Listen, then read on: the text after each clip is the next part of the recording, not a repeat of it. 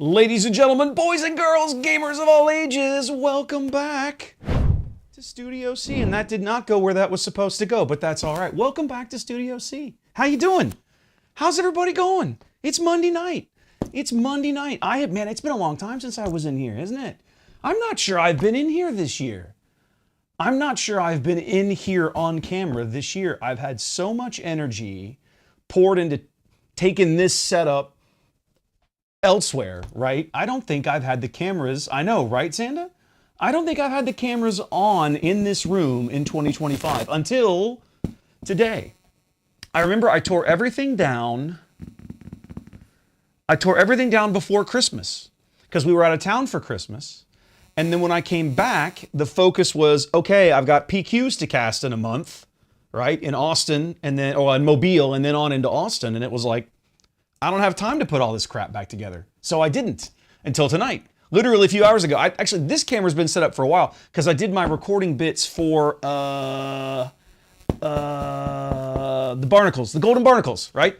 If you are a boats player, I know, oh, Steve, don't get me started. Don't get me started on daylight savings time. I will murder someone. It will not be pretty. There will be blood on the wall.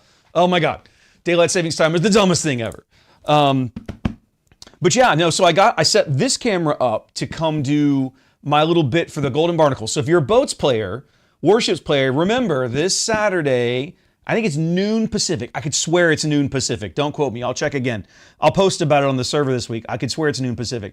But over on Clyde's channel, the Golden Barnacles, the third annual Golden Barnacles, don't miss out. Clyde puts on an amazing show. It is awesome. Do not miss out. But guys, we're back. It's unlimited time. I have a spy. It's time to do some unlimited. We have not done unlimited in this room since December.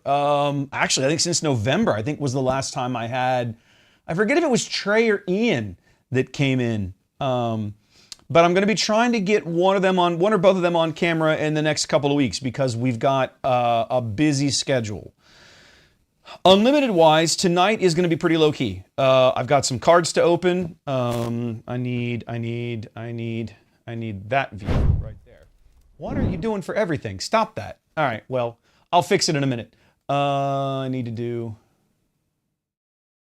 that. That should fix it. There we go. So I have a lot of stuff to get through. For starters, I have this random box of the last expansion, and I'll explain this in a minute. I'm going to start things off. We're going to open this for the hell of it. The drink is actually wrong, Black Duke. It's just regular small batch tonight. I forgot to update it. Sorry about that. And then we have some starter decks for the new set to open, because why not? Because there are some cards that you can only get out of these two boxes, so we'll take a look. And then I have three regular boosters right here of JTL, so we'll go through those. And then the pièce de résistance, ladies and gentlemen, the bit that I am still waffling on, I have two carbonite boosters. Now, if you don't know what a carbonite booster is, if you're not familiar, this is something new for Star Wars Unlimited. So what they've done is, in the old school, plain old booster packs, right, there are a variety of cards that are meant, and I use the quotes intentionally, right, they're meant for collectors. Things like the big fancy showcase leaders, things like the foils and the hyperspace foils. There's like 4 different versions of each card available in terms of art and how it looks. What they've done for the Carbonite is they've made basically an entire pack of just nothing but that, and then added an additional thing in that you can only get over here, and we'll talk about that when I open these up. I'm going to open for sure at least one of these. I'm debating if I'm going to open the second. So we'll see. We'll see. I'm probably going to go ahead and we'll do the Twilight Republic box just for the hell of it, and then I'll do the starter decks, and we'll do a regular booster, and then we'll do at least one of these for sure. And then we'll see if I'm going to do the second one. I haven't decided yet. I'm waffling. There's a part of me that wants to just pick the thing up and like pick one and just stick it in the closet, right? But I haven't done it yet, so I don't know. We'll see how it goes. So let's start with this. Let's just open up some Twilight of the Republic. Now this expansion came out in November. And this was, so far, I have not opened any of this on camera. The 3 or 4 boxes of this I got, I just opened on my own time. I didn't bother to set that up. Wladeshi, it doesn't matter. It's the retail price of this is pretty well known. It's 300. The MSRP is 300 for one of these, right? For this, but I'll take it off because it makes you feel better. But yeah, that's the retail. I'm not going to tell you what I paid, although technically you saw it there. But that's the full retail. Now this expansion did not do as well as Fantasy Flight would have liked, I think, in terms of how it shook up the game and what it added and what it didn't add. I don't know that I really need a lot of cards from this set. I'm mostly opening these, one, looking for a possible showcase leader, which would be really cool. And also because I probably still do have a few holes to fill in the binder that I haven't really stopped to look at. And so I figure, why not? Let's have a look. That's probably not it. Truth be told, unless I get something really awesome out of this, I've got a good buddy of mine that I will probably just send this entire box off to him. Because I can't imagine there's a lot of stuff I really need out of this set. Especially not at this stage of the game. Yeah, I didn't want to. But it's always fun to open packs regardless. And I think there are still a few hyperspace ships that I'm looking for. There are still a few. Yes, thank you, Xanda. Thank you. You know, Lights, I've thought about that. I've thought about, like, what am I going to do here? How am I going to handle this in terms of am I going to open the second Carbonite box? I'm not going to lie. I'm really torn. Part of me wants to, part of me doesn't. I don't know. I've never invested. Okay, let's Xanda, I'll answer your question in a minute. Let's talk about this for a minute. I've been playing CCGs for like 30 years, right? I've never treated them as an investment. And to truth be told, I still don't really look at them that way. However, this is the first time I've ever bought like a purely collector style product, in the sense of this product is like meant for the collector type. Is it going to be popular? Is there money in it? Is there going to be worth something in a month or 2 months when they run out? I don't know. So I've literally thought about just taking one of those and shoving it in the closet and seeing what happens over the summer. I don't need any of this garbage. Not a great box so far. But like I said, I'm going to open it up, and if there's something cool in it, I might keep it. And if there's not, I'm just going to ship the whole thing off to my buddy. Because I hooked him up with, ooh, that's a good, I'll probably keep that one. I can find somebody who wants that. I hooked him up with uncommon common play sets of like the first 2 expansions, like back in August or something. And so all this crap came out afterwards, and I haven't bothered to talk to him since. So, not about the game anyway. So Xanda, to your question, I know, right, Super? It's terrible. Wow, I've got like 3 hyperfoils in there. Now, see, that is a sweet card. I don't really need it though. I've already got 3 of them. But it's decent trade bait. Like, I don't know. Xanda's question, how'd it go this weekend? So I played in 2 pre-releases this weekend. Friday night, we had 32 players up at Dragon's Lair, not too far from the house. I might actually still need that one. I need to check the binder before I get too far away. I'll put that one up here. And I went, we played 4 rounds, and there were 2 of us that went 4-0, and I was one of those. It turns out, guys, Rose Tico is really, really good in sealed. Who would have predicted it?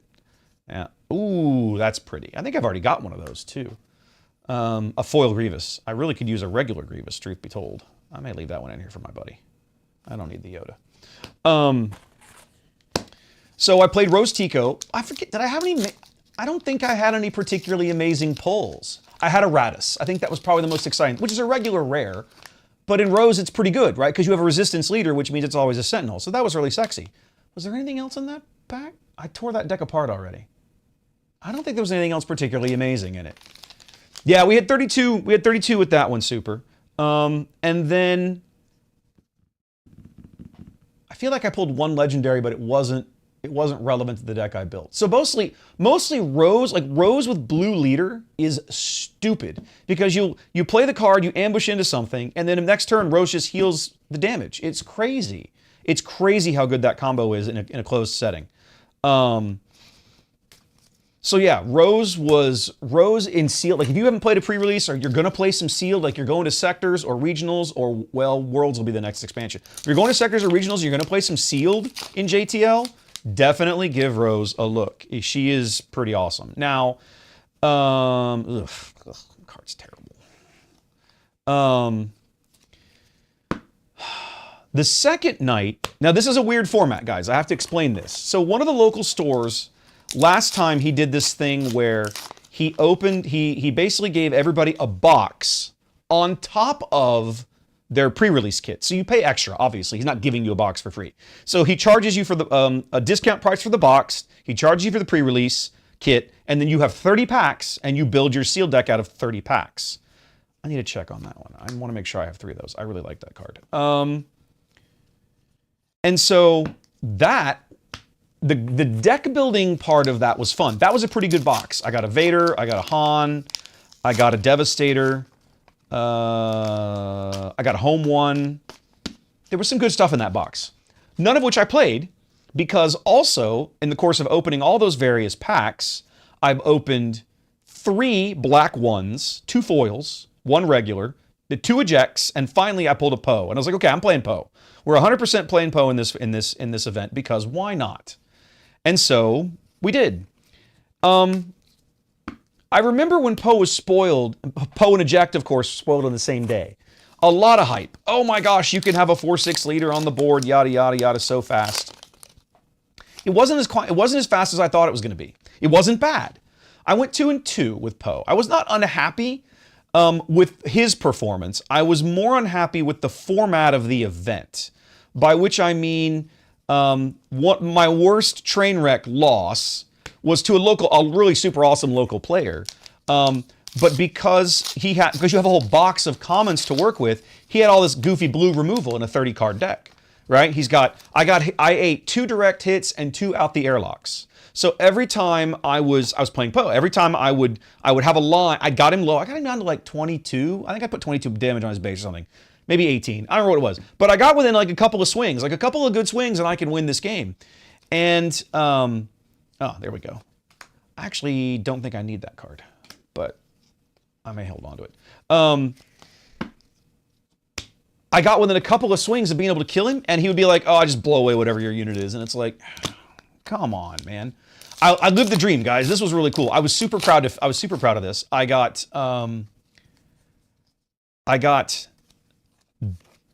the goofy, what's the goofy heroic speeder thing, right? From episode 8, whatever those stupid things are. The one that comes in with 3 damage, right? So it's a speeder. And then I put Biggs on it, which Biggs on a speeder gives it grit. And so now I've put Biggs on this thing, and it's like an 8/5. And I'm going, oh, this is going to be awesome. This is going to be awesome. And his first play out the airlock. I'm like, really? My dude, what is this garbage? Now, he was playing Lando, and in that format, I discovered that Lando was pretty awesome. I think he's, Hyperspace Legendary. I don't really need that card, though. It's not very good. It's okay. I might need the Sabine. I'll check. There's a lot of things that Lando can do. Like, he would play those, like, he would keep a ground unit, and those goofy little 4/1 green ambush. He's playing Lando Green. Those little goofy 4/1 ambushers, he'd like play it, put the shield on it with Lando, and then ambush into something. And I was like, oh, that's skanky and really good. Like a really good use of the card. I needed that one. Okay, I think I'll leave the foil Grievous in here then, because I think that's the last regular Grievous that I actually need. Legendary-wise, this has been a pretty good box. Kiati, 2 Grievous. Now there are 2 of them. An Invasion. This is one of those cards I keep looking at thinking there's got to be a use for it. I watched a guy at PAX Unplugged in Philly. He won at least one game of our sealed or draft. We did draft. He drafted this card. And he won a game. I'm almost positive he won his game with it, which I thought was really cool. Playing Invasion and Dooku Grievous. Ooh, oh, Twin Suns. All right, now, Super, there I'm with you, buddy. There, I think, Twin Suns is a format I have not invested a lot of time in yet, but I'm going to. I've had several, another legendary. I might need that one too. I've got to look. I've had several people ask me when I'm going to start putting Twin Suns on camera. And my answer is as soon as I figure out how to film it. I'm pretty sure, yeah, me too, Super, me too. I'm relatively positive that the lenses and everything I've got in this space will do it. I need to get, a couple of people locally have bought the big, the giant mat. I need to get one, I need to borrow one from somebody, get in here and make sure that I can get the camera captured and everything. And I'll figure that out. And then I've got to figure out camera positions, because that's not so easy either in this space. I've only got limited room. I'm using monopods for everything. It's a little challenging. So from an overhead cam perspective, doing Twin Suns in here I think is very easy. I've got 4 mics. The lav mics are designed for 4 people in this room, so that none of that is an issue. I might actually need that Foresight. That's a pretty foil. Hu Yang's pretty. That's a good card too. I might actually. Okay, 2 more. Come on, give me a showcase. I didn't pull a. I was about to say I hadn't pulled a single showcase leader in all of Twilight, but that's not entirely accurate. I pulled a Grievous. I needed that. Yes, please. This has been a really good box, guys. For a box that I won in a raffle, this was a raffle at the big build a deck out of a box event we did. So I won this box out of a raffle, and it pretty much cleaned up all the rest of the legendaries that I needed, which is pretty awesome. I might need the saw. I'll check on that. I don't need anything else in here. All right, so let's do a little cleanup here, and then we'll move on to the good stuff. Oh yeah, this has been a really good box. I'm very, very happy with this box. Now I'm like 90% positive I don't need the now there are 2 of them. Let's come back to here for a minute just so we can chat.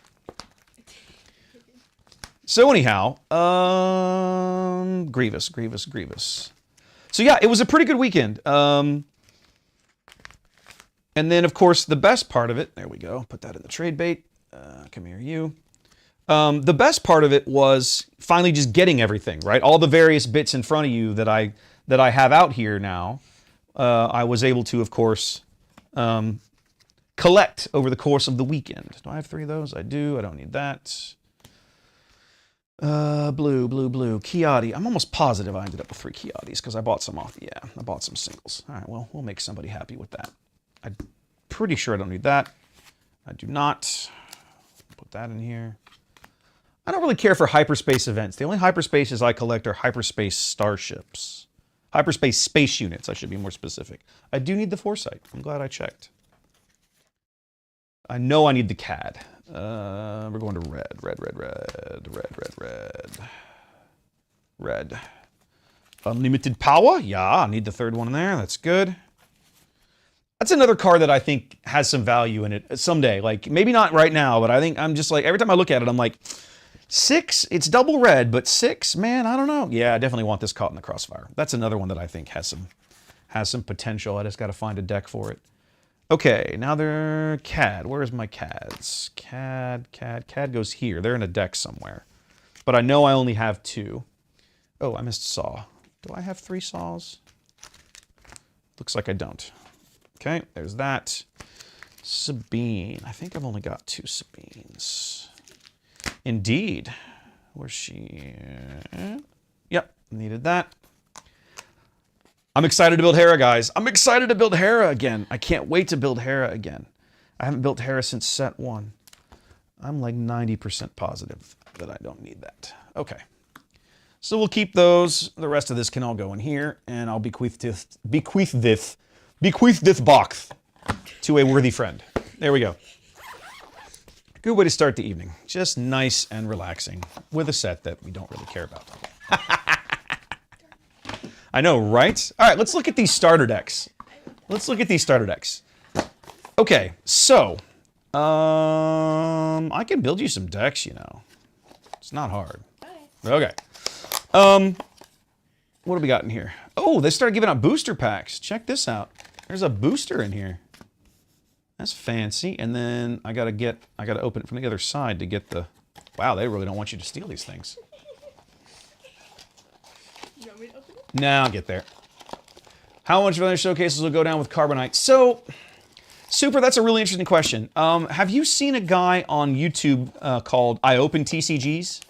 He's got a couple of really good videos on that. Talking about course, the speculation is we don't really know. We don't know for sure. We don't know for a fact how many Carbonite boxes got printed. We're pretty sure we can figure it out, right? They tell you there's a serialized card in every other box, every other case, and there's 9,000 serialized cards, right? Is that right, or something like that? I got to run the math again. But bottom line is, I've seen some speculation on how many of the new, how many extra like legendaries and showcases and stuff might be in circulation. I don't think anybody really knows. I don't think anybody's got a good answer. Okay, these are starter deck only. Bosk is starter only. Fire Spray is starter only. Fet is starter only. I'm just pulling these out so I can put them into my binder later. Wow, they put some really good rares in this. You've got a Fet. I mean, the Fet rare is pretty good, and then you've got a Fire Spray. Price of Fire Sprays will go down now, I guess, won't it? This is still like a $10 to $15 rare out of the first set. That's crazy. You can pull some of them in packs. I have a few already. I have a Hyperfoil Houndstooth, which I thought was really interesting. Okay, so I've got an IG, Boba. I don't need the Fire Spray. I'll kind of, I don't know, I'll leave them in here, I guess. Oh, no, I'll strip them out. Whatever, it's fine. Daring Raids, Grenade Strikes, No Good to Me Dead. Wow. Wow. This is one of the best uncommon cards out of the first set. And they're like, here, have some. Force Chokes, same. Here, have some. Here we go. This card I'm excited for, ladies and gentlemen. This card I'm excited for, right? No Disintegrations. I am ready for this card because I didn't realize it was a starter card. But Vader, my Vader leader from set 1 is super, super ready to play that card, man. Let me tell you. To be able to go, I'm going to knock you down to 1 HP, and when Vader swings in, he's just going to ping you to death. Like, however we get there, you're going to die. I'm excited to play that card. Let's see what's in this booster. I saw somebody who pulled a showcase out of their starter deck booster, and I was like, that is jealous. I am super jealous. That's not me, guys. Unfortunately, that did not happen. Another Fet. That's actually kind of funny. And a foil rare. And some other stuff. Cool. I guess technically a rare leader. So as starters go, there's a lot of value in that box, right? For just the one booster pack, that's not too terrible. All right, let's see what Han's got cooking here. I like that they've started adding boosters into this. I think it gives it a little bit extra flavor. Like you're getting a deck and a booster, and then you can have some fun. You can maybe customize your own deck a little bit. That's actually kind of nice. That feels nice when you're able to do it. Come on, you. There we go. All right, Han. What do you got cooking, buddy? I haven't even looked at the list. I don't even really know what's in these decks. Nope. Reprints. Rare. Nien is one of the better cards too, right? Like in the set, I'm looking at a lot. Like there's two showcases I really want. I want Wedge and Piet. Wedge loves Nien Nub. Like, oh, such a good card for Wedge. Look at all these cheap. Wow, Akbar's. Okay, I didn't realize they were putting Akbar's in here. Hu Yang. Okay. Blue Leaders. This is a good deck. Bloody hell, there's good cards in this deck. When they say showcase decks, I see what they mean now, because basically they mean you could actually just pull this deck out and go play it, and it would be decent. And I think they're right. I think this deck would be pretty solid, honestly. And more rares. 2 more rares. Wow, there's a lot of rares in these decks. Look at that. That's kind of nuts, kids. All right. What do we got in here? It's all odd cost. I thought that was awesome. All right, Hyperspace Wedge. Ooh, it's a Hyperfoil. It's a Hyperfoil Dagger Squadron and General Pride and nothing else fancy. So, not particularly exciting packs, but that's all right. That's not what we're here. We don't really care, do we? Got to start making a pile for stuff to set aside. Keep the regular commons together. Nothing in there. Yeah, I'll pull the base out.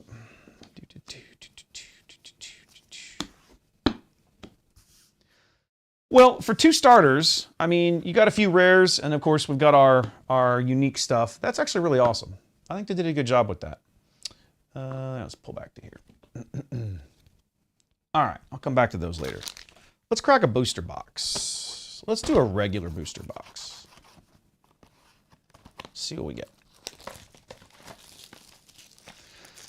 Once I get everything opened, I might stop and build some decks too, because like I said, I've been wanting to build Wedge, and I have not stopped and made the time to pull together stuff. Let's do this. Sag. I'm going to be disappointed every time I don't pull a showcase. Just how it is. Oh, goody. Let's start things off with a rare base. Yeah. Woo. Hey, speaking of starter cards. Try and sort everything here. This is going to be a mess, but we'll do it anyway. All right, let's do. There we go. We'll figure it out soon enough. Okay. I remember. It's been a while. When I did my very first box opening stream in here. That'll be fun, Super. I'm curious to see people build that deck. I pulled 2 showcases in the first night, right? The very first night I set in her opening cards, I pulled a Chewie and a Sabine. In fact, the Sabine pack had a Vader, had a hyperspace Vader in it, or just a plain Vader. There was a showcase Sabine and a Vader in the same pack, and I remember thinking, well, that was a nice money hit.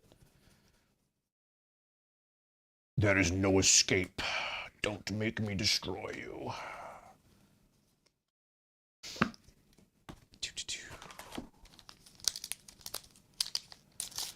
So, Hetman, true story, funny story. Literally at this table, right around, I'm in the room where it happened, ladies and gentlemen. At Thanksgiving, I had a house full of, you were here, that's right, you were here. I had a house full of like teenagers, right? Like 13, 14, 12. And yeah. And do me a favor, don't lean back in those. Keep all 4 on the ground, thank you. On Thanksgiving, no, Friday night, the Friday night after Thanksgiving, we sat right in here and I taught them all how to gamble. I taught them how to play Texas Hold'em. I was particularly proud of this accomplishment. I don't think that my cousins were particularly enthused. Although I did see several months later that one of them had requested a they did a Texas Hold'em birthday party, which I thought was really awesome. I was like, raising them right, baby. Let's go. I had a lot of fun with that. All right, let's pull stuff out here. I need to make sure I don't leave things behind. Okay. Showcase Boba had an Annihilator. Oh, that's sexy, Super. That's awesome. Some weird correlation. Had a Krennic showcase and a Legendary Luke. That's nice. That's nice. It's funny that they think you're Ginger. Yes. Yeah. I'm Ginger. Yeah. No. This is not Ginger, but you guys can't see her on camera, so that's not Ginger. Don't worry about it. Well, my first Holdo is a hyperspace Holdo. That's the first one of those I've seen. I don't really want one, but there she is anyway. Corporate Defense Shuttle. That's it's not a very good card at all. Okay, what else we got in here? It are what it are. So I've never really told this story on camera. They don't know about your dad. So chat, I've never really told chat that we've had an extra roommate for a while, or maybe I have and I don't remember doing it. But back, you guys may have noticed an extra person floating in and out of the stream every now and then. That's my good buddy, a friend of a man I've been my best friend, basically my brother, right? Who's I've known for 32 years. And he's been here since August for a variety of reasons that I won't go into because they're none of your business.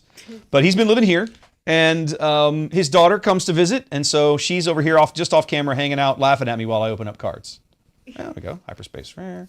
Iden. I like Iden. Out the airlock. I hate this card. Go burn in a bus fire and things. God, I hate Iden. I mean, God, I hate that stupid out airlock card. Ugh.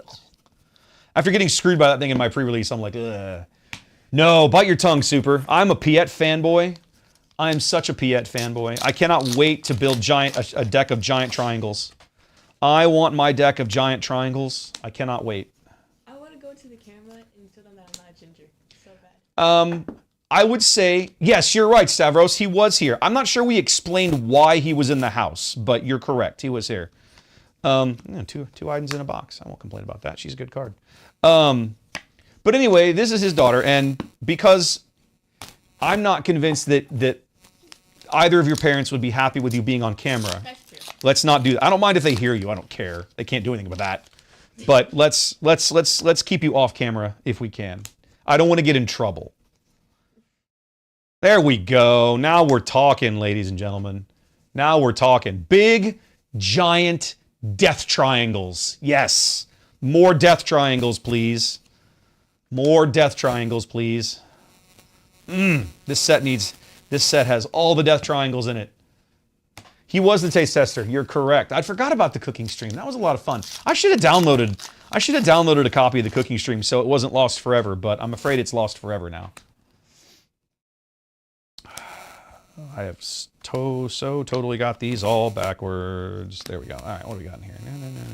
No. Ahsoka. New Ahsoka's really good. Yeah, new Ahsoka's really good. She's gonna be so gross in Han. Hero yellow. Well, Han and Quinlan, really. Han and Quinlan. There's a foil Hera. That's a pretty card. Invisible hand. I like how it says from Hitman. There's one of the. Oh, it says it. Corrupting the young. No, you no. This is no. She's been long corrupted. That's not a thing. She's the only weeb in the house for starters. Wow. Well, I mean, where's the lie? Yeah, there's not. There's no lie there. That's not a knock. It's just a reality. It's reality. That's a fact, sweetheart. All right. So what do we got so far for legendaries? Exec and exec. That's really kind of it. That feels kind of bad.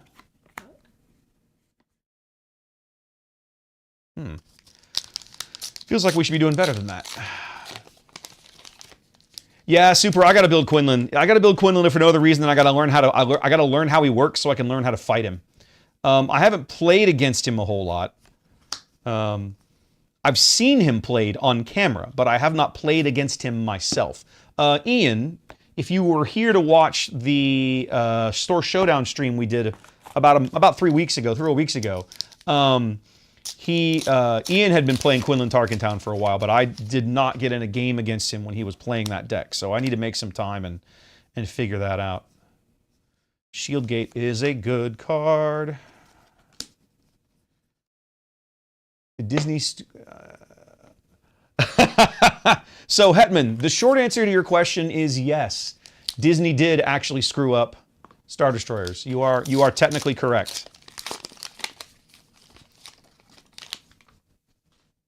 What we got back here? Sweep the area.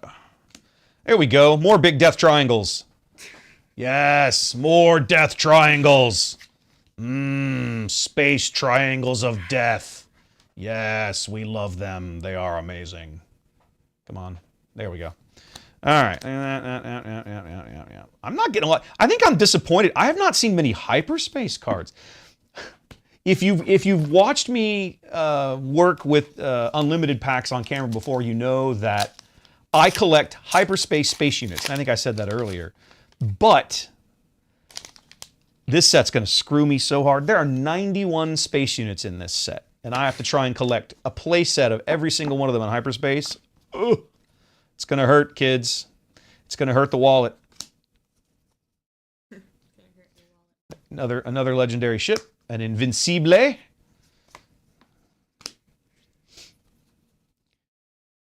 It was so funny to hear them talk about Kennedy a few weeks ago, like, oh, she's going to retire. And then she came on with some kind of mealy-mouthed, wishy-washy, oh, I'm not actually retiring. I'm going to keep making movies. Yeah, but you didn't say you were going to keep making movies at Disney. All right, so there is my 4th legendary capital ship in this box. First hero one, but apparently I'm going to pull all the legendary capital ships in this one box.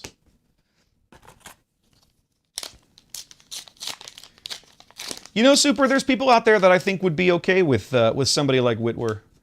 Whitwer's a fan, right? I mean, at the end of the day, you just want somebody who actually likes Star Wars. In other words, not Rian Johnson. Hot Shot Maneuver. That is a good card. Anything else in here? Man, the total lack of hyperspace starships is starting to get to me, kids. I'm not going to lie. I think at the end of the day, that's what's so frustrating about Star Wars these days is they've let all of these people who like either actively hate or don't understand the property come in and try to take control of it. It's a well-planned deception.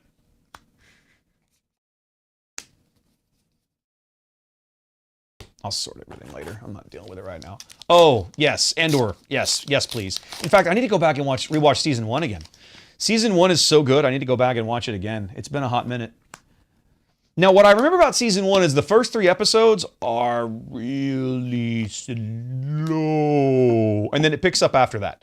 The other thing that I think they would have done them well with season 1 of Andor is if they had super heavy cannon. Is if they had released it in 3-episode chunks.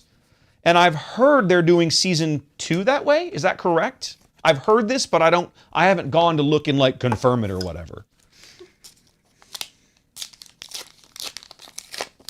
Oh, so sad. Keep hoping for that showcase.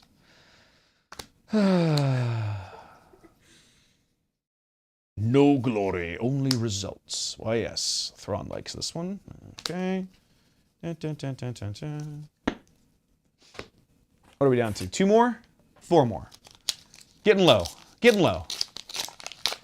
Yes, no, Coraline, I knew that. I had heard them say that that this was going to be a series, a season that they were supposed to carry you through the end of season 1 up to Rogue One, which is like 4 or 5 years or something like that. So it's definitely going to cover a lot of ground. There we go. Finally, a hyperspace starship. It's a common, but I don't care. It's one less that I have to look for on the secondary market. Another Pride. Oh, well, whatever. Pride. Hyperfoil Boba. He's actually kind of pretty. That's a pretty card. Somebody might want that one. Fingers crossed.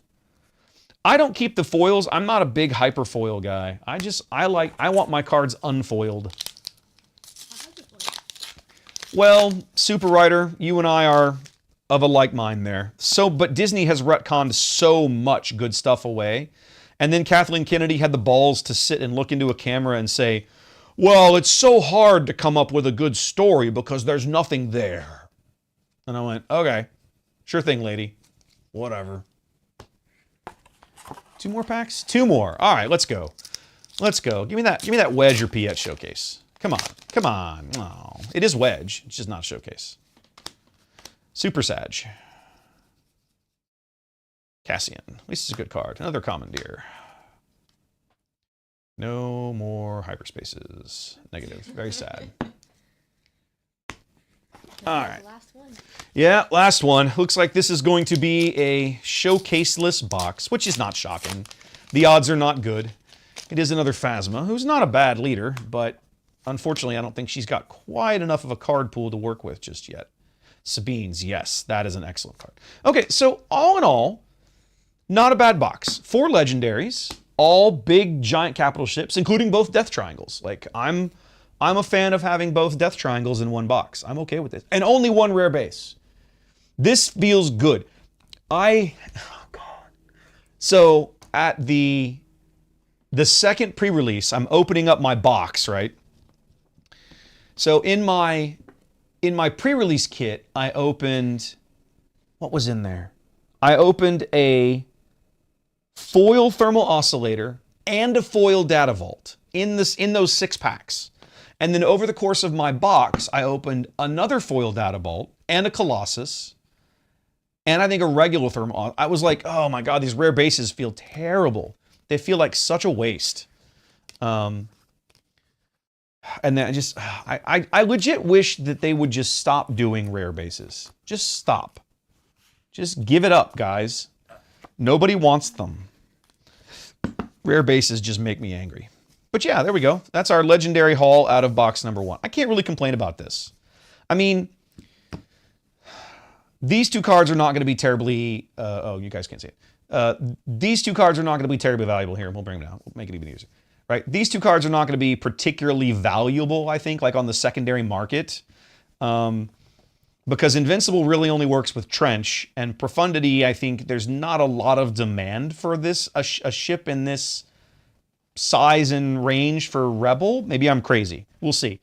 The Death Triangles, on the other hand, this one in particular, this one's going to have a higher price. A lot more Villain Blue will get to this than this. A lot of people are really down on Executor. I still think 12-12 Overwhelm is nothing to sneeze at. I think 12-12 Overwhelm makes the card very playable. I need that back, please. Thank you. Because I'm just going to be lazy and scoop all these in to here like so. All right. That. That.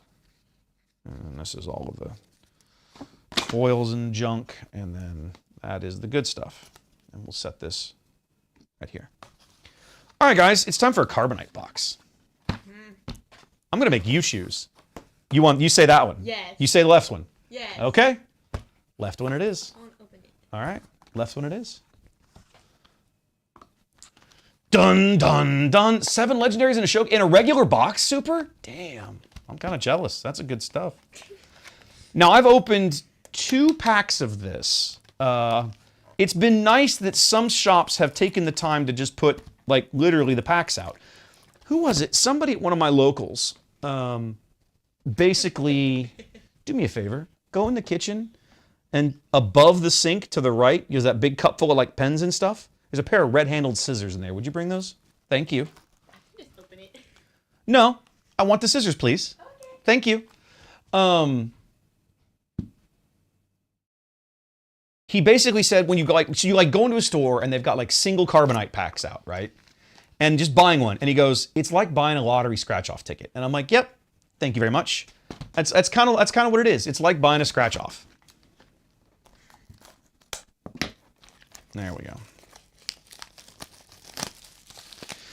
So now, so far, I've opened 2 packs of Carbonite. I had one really good pack. I had a Hyperfoil Starhawk. Crap, there were 3 legendaries in that pack. And they weren't crap legendaries either. I don't know, I can't remember what they were. All right, hang on. Hang on.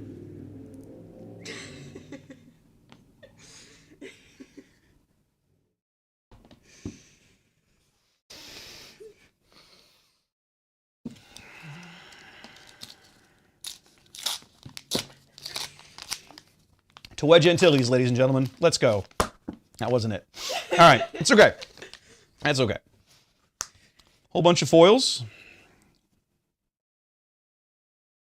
Here, let's do this. Ooh, there we go. Tier 2 Razor Crest. That's a pretty card. Planetary Bombardment. An excellent card. Hyperfoils are kind of sad, but that's okay. The Planetary Bombardment and the level, and this kind of makes it worth it in my mind. And then, of course, I finally got so we've got a Hyperspace Banshee, which for me is really good. Most people won't care about the Hyperspace units, but I care about them. And the rest of this is not particularly amazing.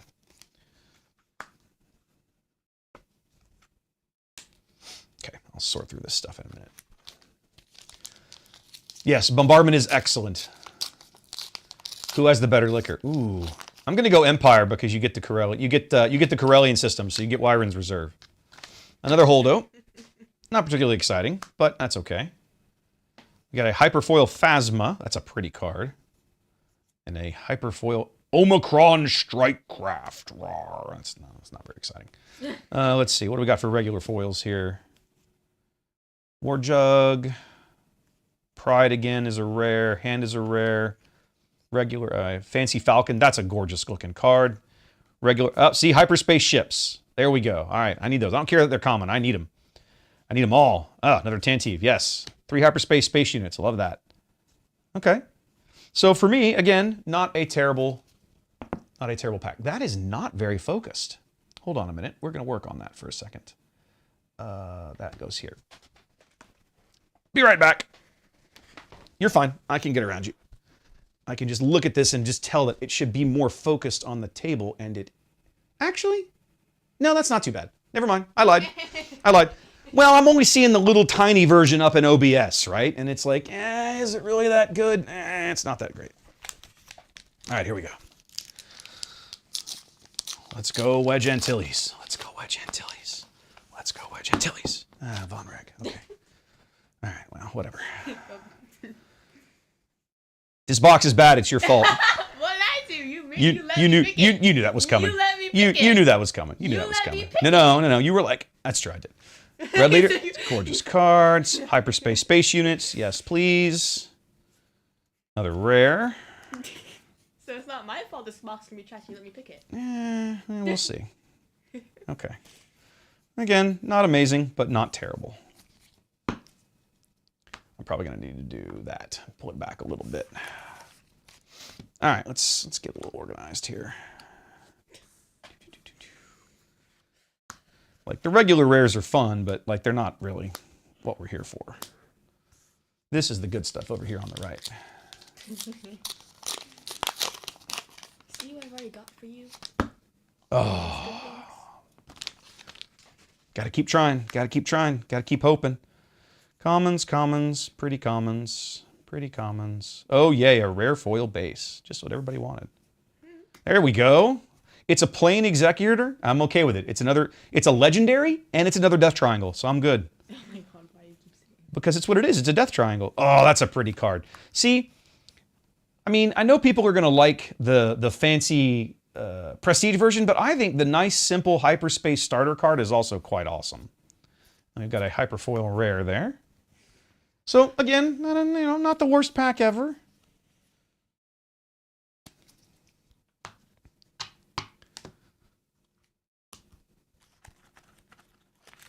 Big fan of the Executor though. Love that one. You guys.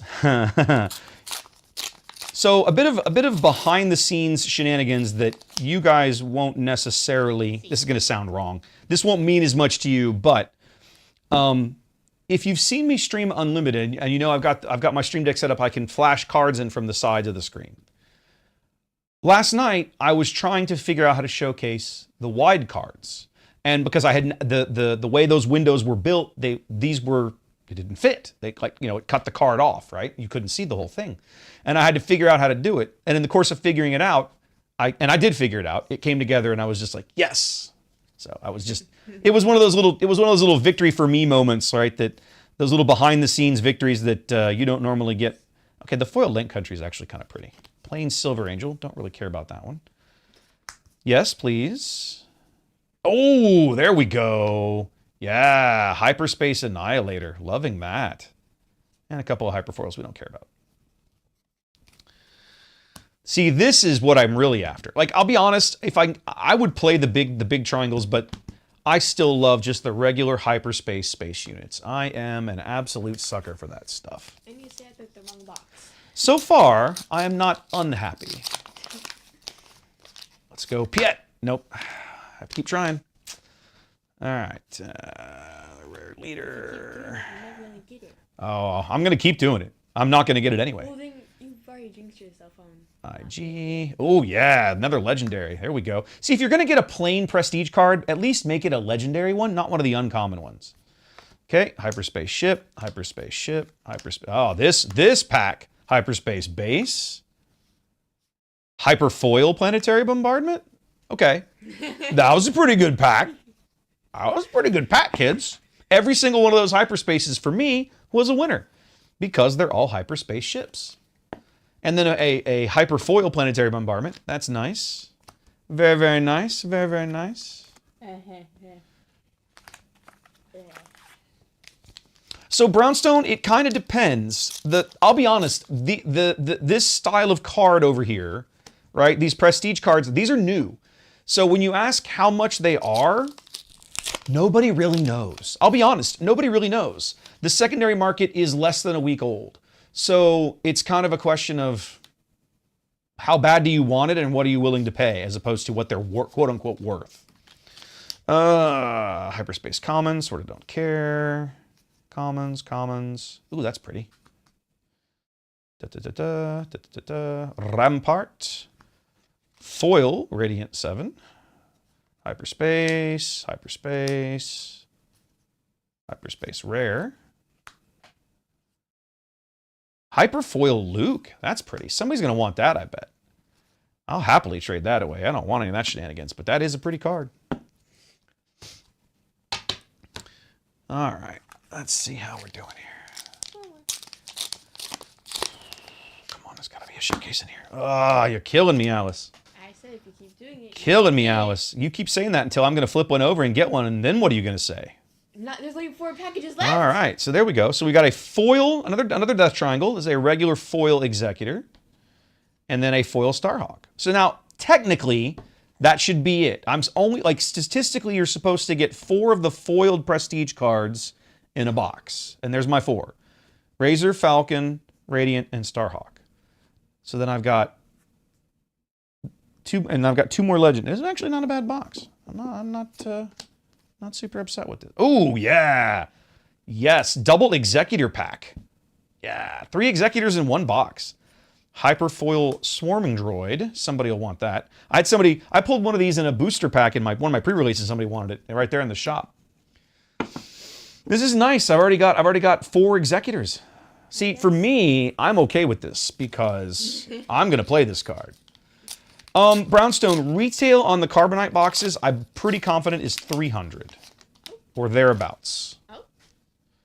All right, Rose, some foil commons because foil commons and some foil uncommons. There's a foil legendary, foil rare, plain irregular old fireball. It's 3. We got a ship. We got a ship. We got a hyperspace turbo laser salvo, which I love, and a hyper foil starter Falcon. Okay, this is not bad. See, you didn't do that bad. I was giving you crap earlier. You didn't do that bad. This has been a good box. It's been a good box. I mean, I'm at 1, 2, 3, 4, 5, 6, 7, 8, 9 legendaries out of this box so far. I can't really complain about that. 10 because this Starhawk is legendary. You're complaining. Oh, I missed you. Yes, I agree. I agree, Super. I agree. I'm not upset. Okay. More commons and common foils, and this is the stuff nobody really cares about. All right. Oh, okay. A foily Prestige Red 5. That's statistically a little bit of an aberration. A regular foil rare. Hyperspace, which we like. Hyperspace, which we like. Hyperspace base. And some more hyperfoils of nothing particularly awesome. 2 packages left. 2 left. 2 left. Come on, one of these. Surely one of these. I'm telling you, if you keep doing the flip over, you're Surely, not gonna get it. You keep saying that, but it must be in the last pack then. It's not gonna be in the last pack. I'm just telling you. I think you're wrong. There we go. Foil never tell me the odds. Starter card. Foil Cassian. There's a Tantive, regular. Anakin, another legendary. Hyperspace Radiant 7. There we go. I pulled one of these in my box at the second pre-release I went to. One last one. Karnak This says, depends if we're right or Karnak says, this should be, and it's not. I told you. That makes me sad.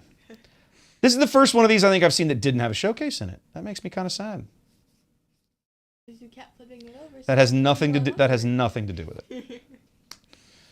Hyperspace droid, hyperspace ship, hyperspace black one. Yes, loving all of this. Ooh, hyperfoil no glory. That's a pretty card. So from a legendary, from a Carbonite perspective, right? This is. Am I getting? I guess at the end of the day, the kind of question is, am I getting? Do I feel like I got $300 worth of value out of this box? And I got to say, the sheer number of legendaries means I probably have to say yes. 1, 2, 3, 4, 5, 6, 7, 8, 9, 10, 11 legendaries out of 1 box. That's not too shabby. I can't really complain about that. Some of the hyperfoils will be stuff that I can trade. No, that was a rare. That was rare. Okay, yeah, not a. Yeah. And then, of course, just I'm a sucker for just plain hyperspace ships. And, well, we got a whole bunch of those, didn't we? Now, a whole lot of these are commons and uncommons, and that's fine. I got to start somewhere. I agree. I think the pricing for the serialized cards that are out there right now is a bit messed up, and I don't think. Oh, these are not. These got added to the wrong pile. I don't think is correct. I don't want to say correct. I don't think is relevant.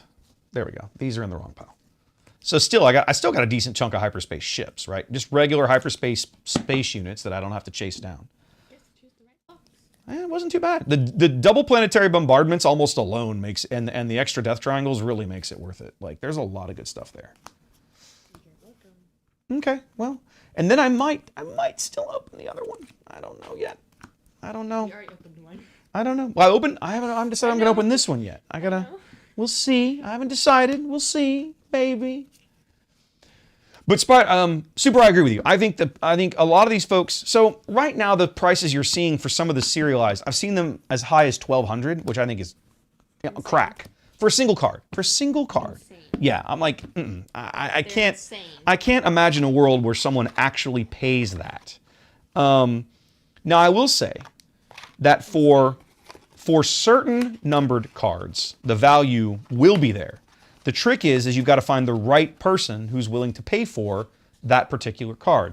For example, think about if you want to buy Red 5. Suppose you want to own the Red 5, the serialized Red 5. If you have number 5 out of 250, that card is worth more than all of the other ones, isn't it? Or maybe a number 1. Like number 1's probably worth something. 250 might be worth something, but for certain ships, certain numbers are going to be worth something. And some of them are only going to be worth something to certain people. I'll give you another example. If you guys know Competitive Unlimited, you're probably familiar with the KTOD guys, right? Bobby Sapphire over there, I think his Discord handle is Profundity, right? Based on like the big ship. And he wants a very specific number of that ship in serialized. So it's like, can we find it? Or can it be found, right? Will someone pull it? Who knows? If gonna be that lucky to get it. Right, and if they do, what is it worth to him? Right? That's the question. And I don't know. There's a lot. Yeah, I agree, platform. I'm pretty happy with that box. All right, so back to regular boxes here. Let's see what other kind of good stuff we can pull. Oh, okay. You should let me choose a box. New Invincible. These are getting opened anyway. It literally doesn't matter. Those are all getting opened. It's completely irrelevant. You should have let me choose it. It doesn't matter. It doesn't matter which one you choose. They're all getting opened. I don't need you. I don't need you. Hyperspace. Cham. IG. Okay. And a foil Radis.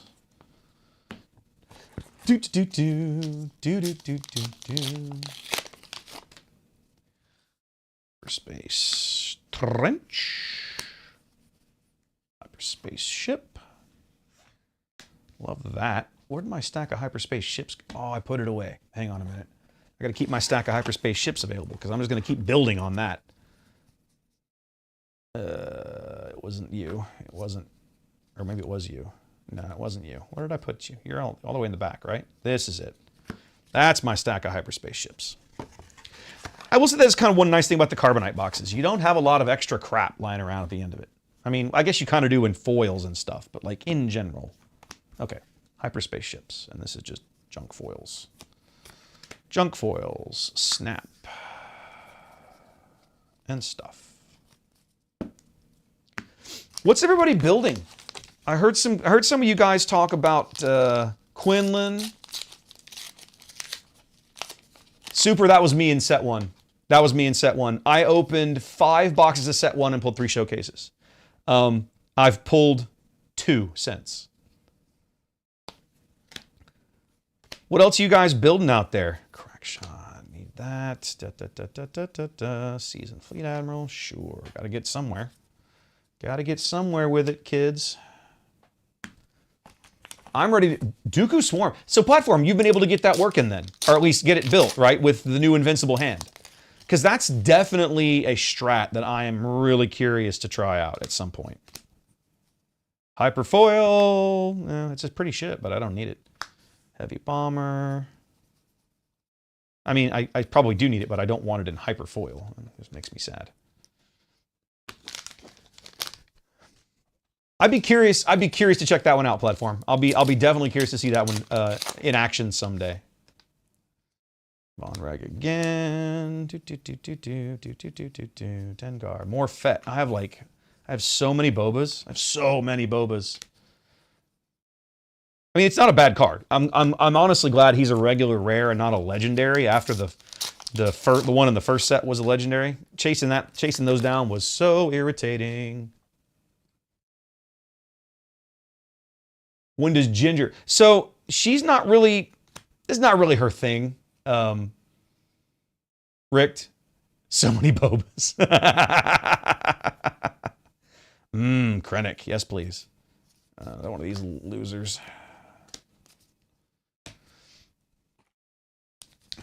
How you doing, Seven? Long time no see, my friend. How you been? How's life treating you? So there we go. Speaking of legendaries, 2 so far in the box. Vader and Invincible, liking that so far. We'll segregate them out a little bit.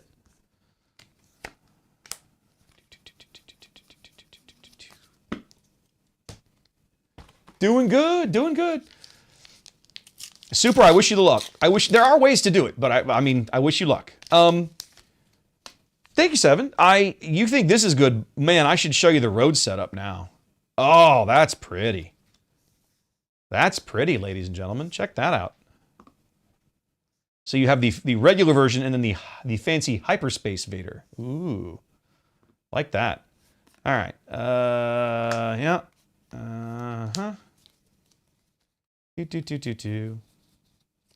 So, oh, that poser rare. I gotta pull him out. So, Seven. I look like a proper roadie now, right? Do I have it? No. You can't see it. It's off camera down here on the floor. I have one Pelican case over here full of the backdrop and the long poles for taking this setup on the road. I have another Pelican case in there that's all the cameras. I have a third Pelican case. The one I bought was too big. I bought a Pelican case so large that when I loaded it up full of stuff, it weighed nearly 90 pounds. I don't want to have to pay what it's going to cost me to check a 90-pound Pelican case on an airplane. So I sent it back to get a smaller one so I couldn't hold 90 pounds worth of stuff. Yes, it was 90 pounds worth of stuff. Do you know what 100-meter long HDMI cables weigh? They weigh a lot. Anyway, and so I am in the process of kind of rejiggering some things with how the mobile setup works. And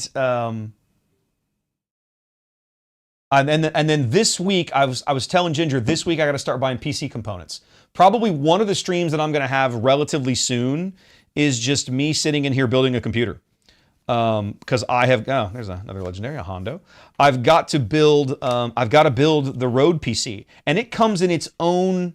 The PC is going to have its own no, that's not where that goes.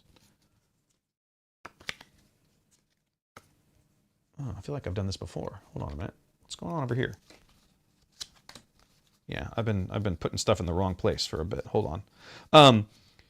The Rode PC is going to have its own case and everything. Like, it just all goes into the same, like, it's got a hard shell case and it's a rack mounted thing. You've seen stuff like this in your roadie work, right, for audio. But most of the audio stuff is designed to be transported by car. It comes with wheels on it, right? And it's not like really super padded. You just put cover plates on the ends where all the connections and face plates are, and then it wheels out. I have to buy something that is, oh, no, I can't have casters. I'm checking it in the belly of an airplane. They're gonna rip those casters right off. So everything I have has wheels. Pelican makes what they call an air case. So it's like a rolling piece of luggage with a retractable handle and wheels on it. And as Electric points out, casters add more weight. So at the end of the day, no casters. I have specifically gone out of my way to avoid casters everywhere possible. But most of the cases are already 15 pounds a piece-ish or so. And by the time you start putting gear in them, like I've got a 70-pound weight limit that I'm trying to stay under without paying the overweight fees. So it has been trying to keep the mobile setup to under 280 pounds, right, is honestly, has been an interesting and irritating challenge at the same time. Another Ahsoka. Needed that. I heard Ginger upstairs. I'm like, Yeah, she's upstairs, I think. right here. No, she was. Uh, She's been on the back patio. I don't know if she's came in or not. Like something about like, it's like not really her thing. I'm like, what? Oh, I don't remember what I was saying. It was 5 minutes ago. I've slept since then. What? All right. And yes, please. Oh, another hyperfoil swarming droid. I have like 3 of those now. I gotta find some sucker collector who wants all his vulture droids in hyperfoil and like cut him a deal. I got 3, $10 a piece, you know, whatever. Oh, you guys can't see this stuff. I gotta switch back over. I should have changed. Xanda, no, I really don't. I appreciate the offer. Part of the reason that I'm doing it this way is I intend to be able to be commercially flight deployable, right? That is part of one of my goals. And in order to do that, I have to prove that it's doable. So the Denver deployment is he really platform? That's good to know. The Denver deployment in a few weeks is meant to be the proof of concept for all of that. So as much as I appreciate it, I'm gonna pass. See, that's pretty. I like this card. I mean, it's not that great a card, but like just the art on it is pretty. They're black one. I got plenty of them, but that's okay. I'll get the foil ones. Do something with those. I think I'm gonna bust out on hyperspaces. I can just feel it already. It's just not. I mean, not hyperspaces, on showcases. It's just not gonna happen. It's not gonna happen. I can just tell. In the heat of battle. I don't particularly think that's a very good card. I've not figured out what people are gonna do with it yet. Yeah, I've definitely seen some people looking for hyperfoil swarm droids, and I'm kind of like, I can hook you up with that.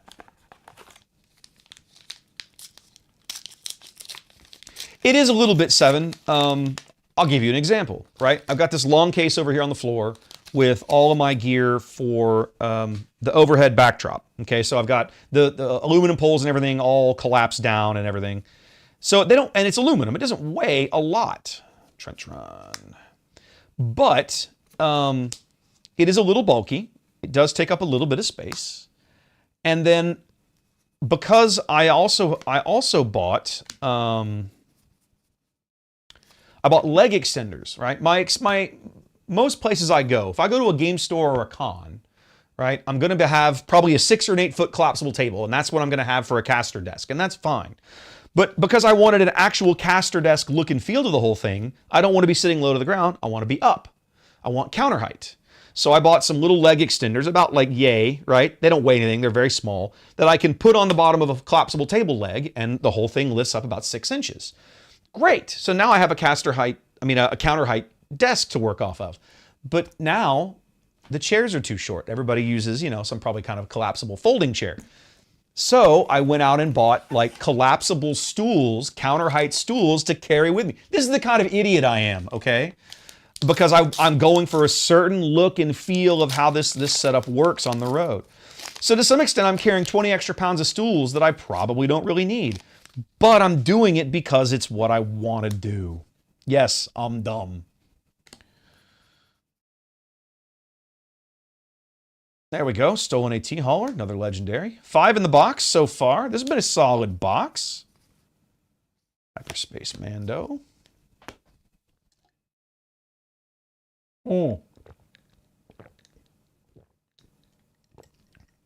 So Stavros. True story. My intention, because I'm an anal retentive engineer, is that each case will have its own packing list, so that when I'm trying to tear down and get out of a venue, I know exactly what goes into each case to make sure that I stay under my 70-pound weight limit. You guys can't see it. I have my little travel scale out over here where I've been weighing these cases as I put gear in them, right? I've actually got a little bit of extra space in the camera one. The camera case is not the heaviest one. But The one with the bloody cables so far is the heaviest one. Turns out, HDMI, fiber optic HDMI cable is very expensive. I mean, very heavy. That's not a bad idea, Electric. And the other reason I'm doing it is because the guys who I'm going to be doing these kinds of setup with, you guys have met them on camera if you've watched other streams, right? Trey and Ian, they have been fabulous in helping me do setup and teardown. But it's not their gear. They didn't organize it. I don't expect them to know what goes in what case. And so I'm basically trying to do them a solid by basically saying, here's literally like a laminated list. Here's what goes in every case. That's a bit anal retentive. Oh, that's a pretty card. Just a simple hyperspace gold leader. That's pretty. It's a little anal retentive, but I think it will be helpful to them when it comes time to tear down and load out. I mean, Trey was a rock star in Austin. We tore everything down and loaded everything out. And, oh yeah, platform. I learned that the hard way. Loaded out in about an hour, which was awesome. I didn't think it was possible, but by God, he did it. Hyperfoil Republic Y-Wing. Yeah. Victor Leader. That's actually a good card. Doesn't look like there's anything particularly else exciting in here. No, that's okay.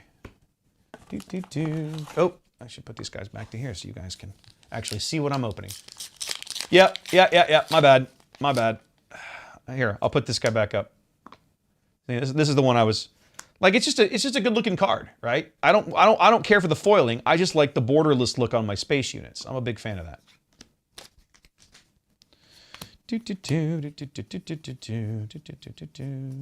Because see, that's the regular one. No, not that. There we go. Right? So you have the bordered one and the borderless one. You just see more of the artwork over here. I just love the borderless look. I think it's awesome. Cat and Mouse and a foil Corvus. That's a pretty card. First Corvus I've pulled in 2 boxes, I think. That actually makes me a little sad. I really want to be able to build that deck. No showcases in that box either. Womp, womp, womp. Very sad. Hyperspace ship. And a Nebula Ignition, which I don't really care about, but I do need one for the binder. So, in that box then, 1, 2, 3, 4, 5, 6, 7 legendaries. It's not bad.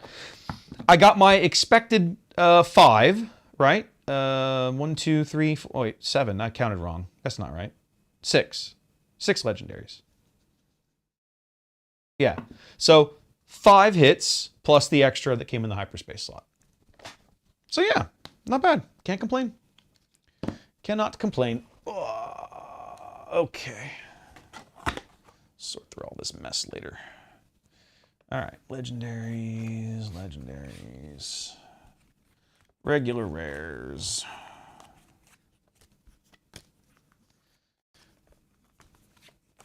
All right, one more regular box. Then we have to have the do we or do we not open the last Carbonite box question. We have to ask ourselves the difficult question, ladies and gentlemen.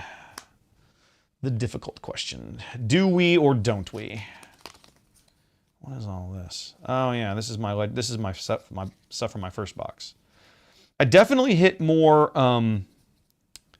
legendaries in that box. This is my first pack of rares, or from the first box, which makes this the noteworthy stuff from the second box. Here we go. I mean, oh, Electric, you're killing me, man. Like, I don't know. I just don't know. I don't know if I can. Hang on a minute. I'm trying to figure out what all the... Okay, this is all the stuff that came out of the Carbonite box that I did not use or go through or want at this exact instant. I'm going to keep adding to this pile. This is my ongoing pile of hyperspace ships. This is just regular hyperspace randomness. I'll just pile this over here. We'll sort it all later. And then this stuff can go in here for now. Good enough. All right. Last regular box. Let's see what we get out of here, kids.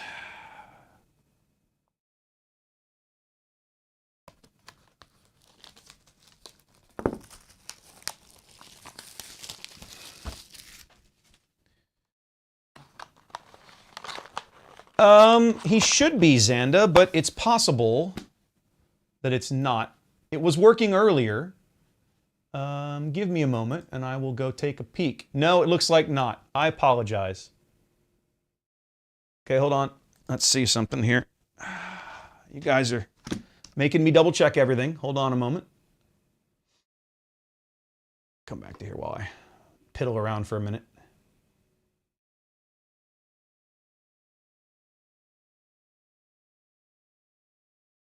Okay, yeah, so the stream is working, but I'm not seeing...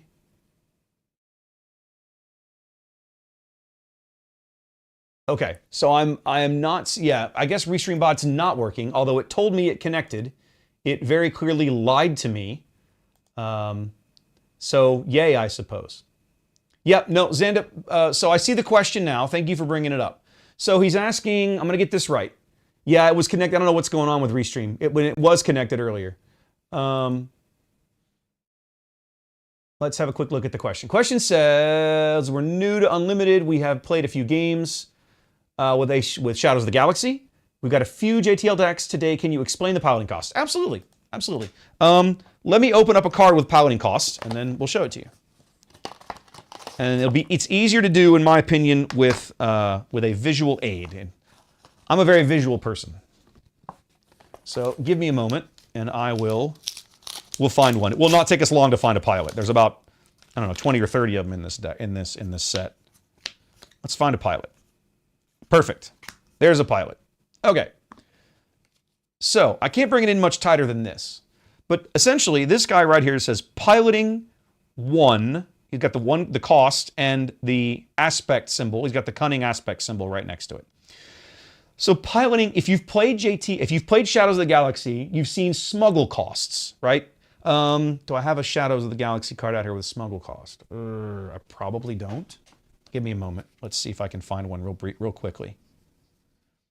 If I do, this becomes a very, very easy thing to explain and a very easy comparison to make. If I can find one. If I can't, well, sucks to be us, and it looks like it's going to suck to be us because I don't think I have. I don't have too many Shadows cards in here for some reason.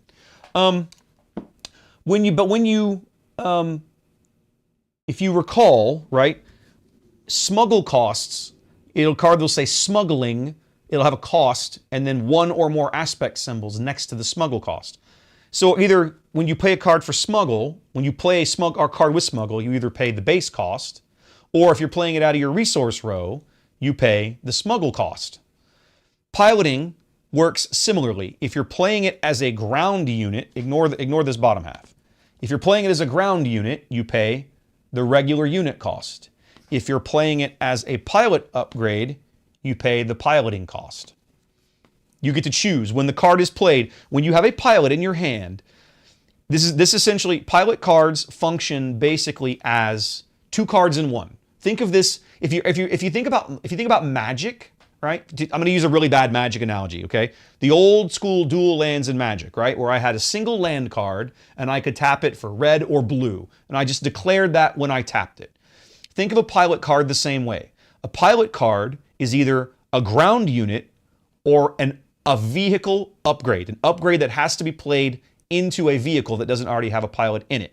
When you play the card, you choose, do you want the ground unit or the pilot? If you pay the ground unit, you pay the cost right up here in the top left like you always would for any other ground unit. If you want the pilot, you pay the cost in the little piloting box. Hopefully that explains it. Hopefully that helps. In the meantime, let's get back to this pack of stuff. Let's see. Lightspeed Assault. So speaking of weaponizing hyperspace, there's literally a card in the game now for the weaponization of hyperspace, which makes me want to puke. But yes, there we are. Okay. Yeah, I don't know why the bot died over there, but whatever. Hey, look, it's another hyperspace holdo. I think I have 3 hyperspace holdos. I don't have a plain holdo. It's getting a little silly.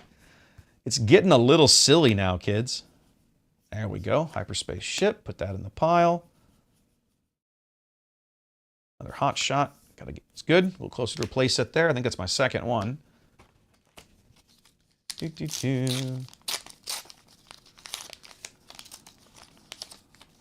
I'm not even doing the little showcase thing. When I was anymore, I've just kind of given up at this point. When I was opening Spark of Rebellion boxes, I would open the pack right, and then I would slide the leader out so I could just see the edge of it to figure out if it was like a showcase leader. I'm at the point now where it's kind of like it's not gonna be, so just stop dreaming. just give it up, man. Just give it up. How does the aspect affect the cost? Same as anything else. So in smuggle cards, the aspect does not always match. The aspect of the smuggle cost does not always match the aspect cost of the card. In piloting, if you look very closely, some of them also don't match. It's rare. It's rarer in piloting than it is in smuggle. The easy example, let me see if I can find one. He's an uncommon. The easy example is Mandalorian out of this set. There's also another example that I can find if I can wander into one. The Dagger Squadron pilot is another one that's easy to showcase if I can find one. Nope, they're all in yellow. Of course, they're all in yellow.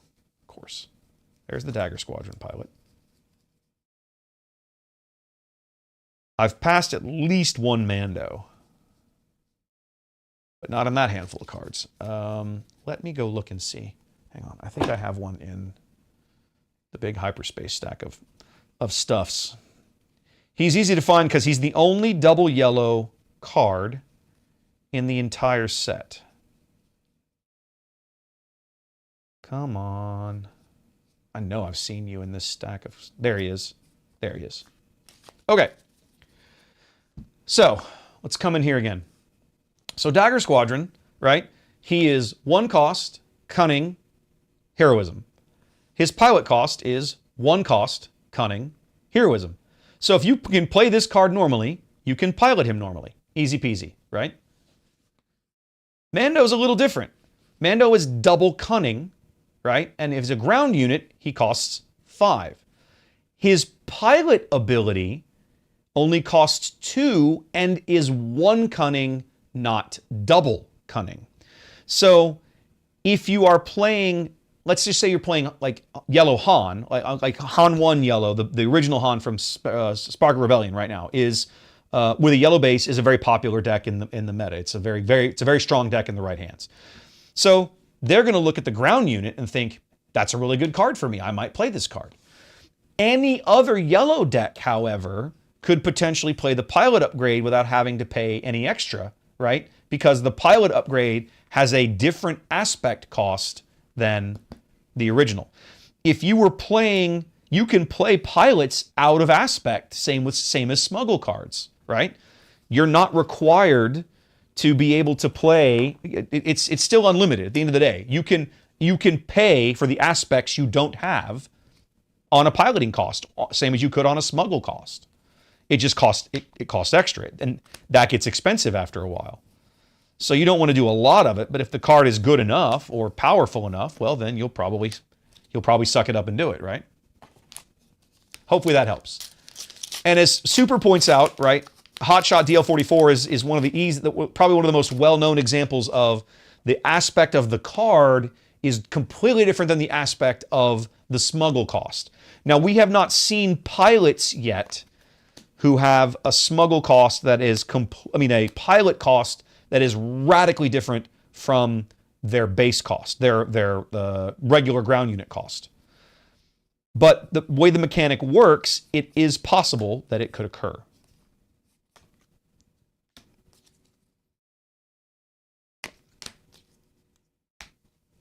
No, that's not where that goes, you dummy. There we go. Put those over here. ISS flyover. Well, another wedge, but not my precious showcase wedge that I keep looking for. Super heavy. Every time I see a super heavy ion cannon, my brain wants to hear Muse in my head. Super massive black hole. But that is not what that card says.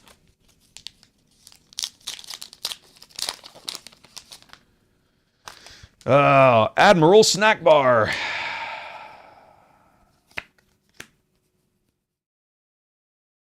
There we go. More death triangles. I have a playset of death triangles now for both blue and green. This makes me very happy because I'm 100% going to be building me a death triangle deck.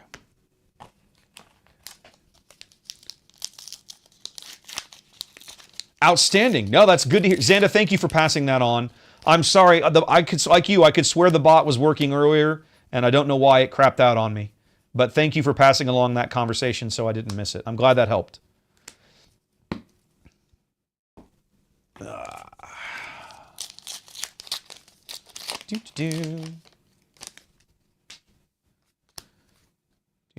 There we go. All right, our third invincible. I guess that means I'm gonna have to build that trench deck after all. Who's actually seen a deck list for trench? Has anybody even tried one yet?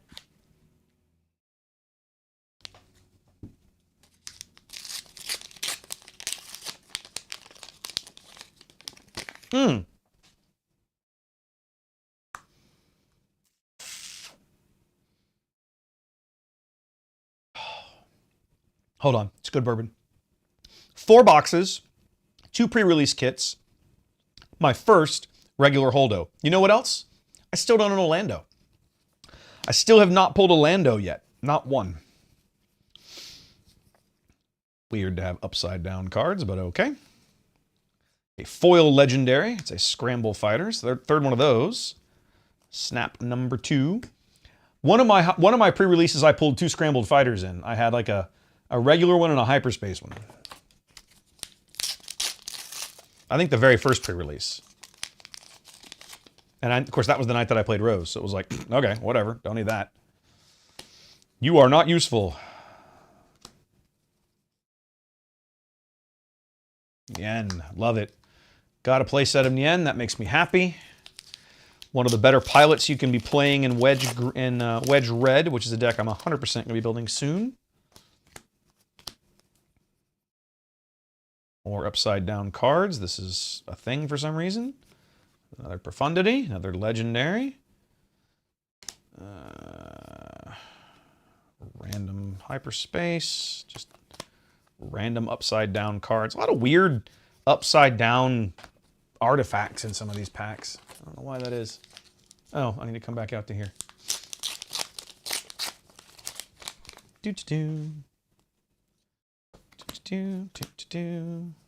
Yep, here it is again. Hyperspace Fireball. Regular Turbo Laser Salvo. Loving that. Tarkin. And Dorian Gunship.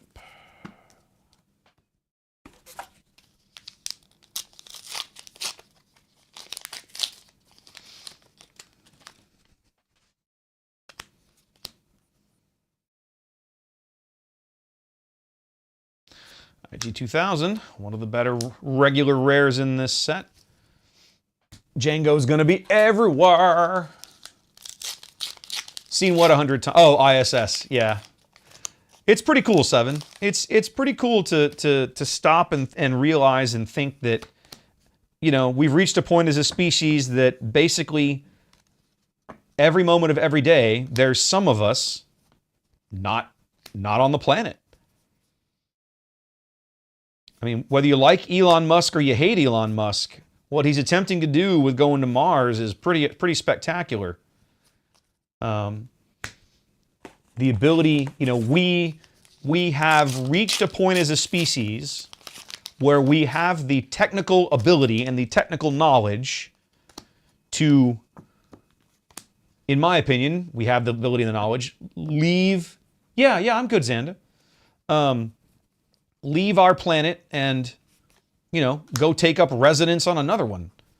That's pretty amazing when you think about it, right? Whole generations of science fiction authors from back in the day, the Heinleins and Asimovs of the world, would be just super jealous, right? To know that. They would be baffled that we haven't done more. Absolutely baffling, even to me. But here we are. It's a well-planned deception. Nope.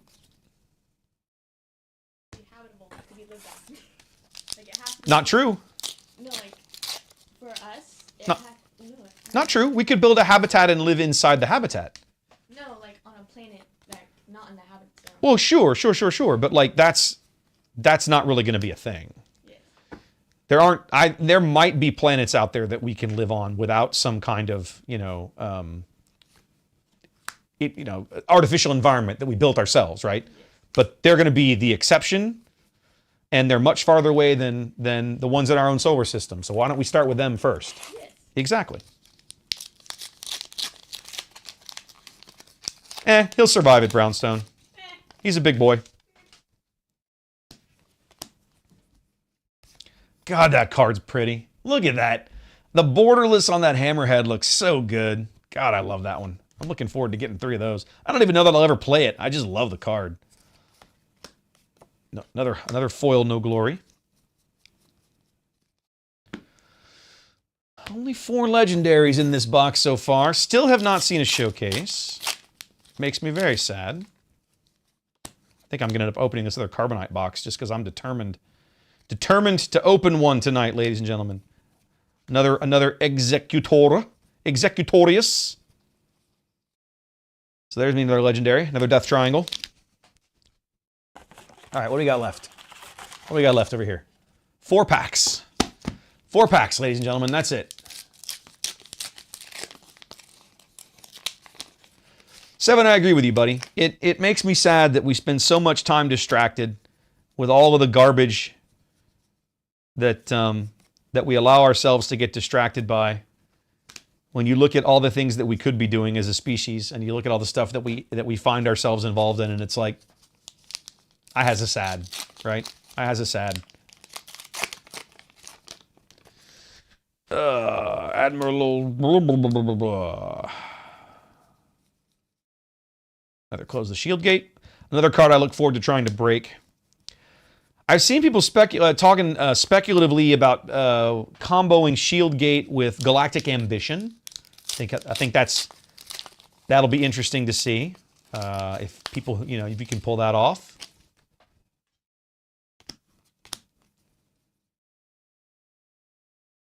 Hyperfoil Torpedo Barrage. That's actually a pretty card. And my 3rd masterpiece. That's good. I needed that. Definitely want to be building that deck. All right, last pack of my regular boxes, ladies and gentlemen. And it's a Hyperspace Rose Tico. Very sad. Very sad.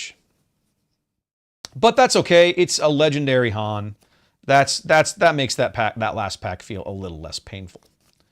So, again, 5 legendaries in the box. Kind of average, the expected hit with an extra bonus that came out of the foil slot. Same as before, right? I got 5 out of the other box with the extra one that came, the extra one that was in the hyperspace slot, the hyperspace Vader.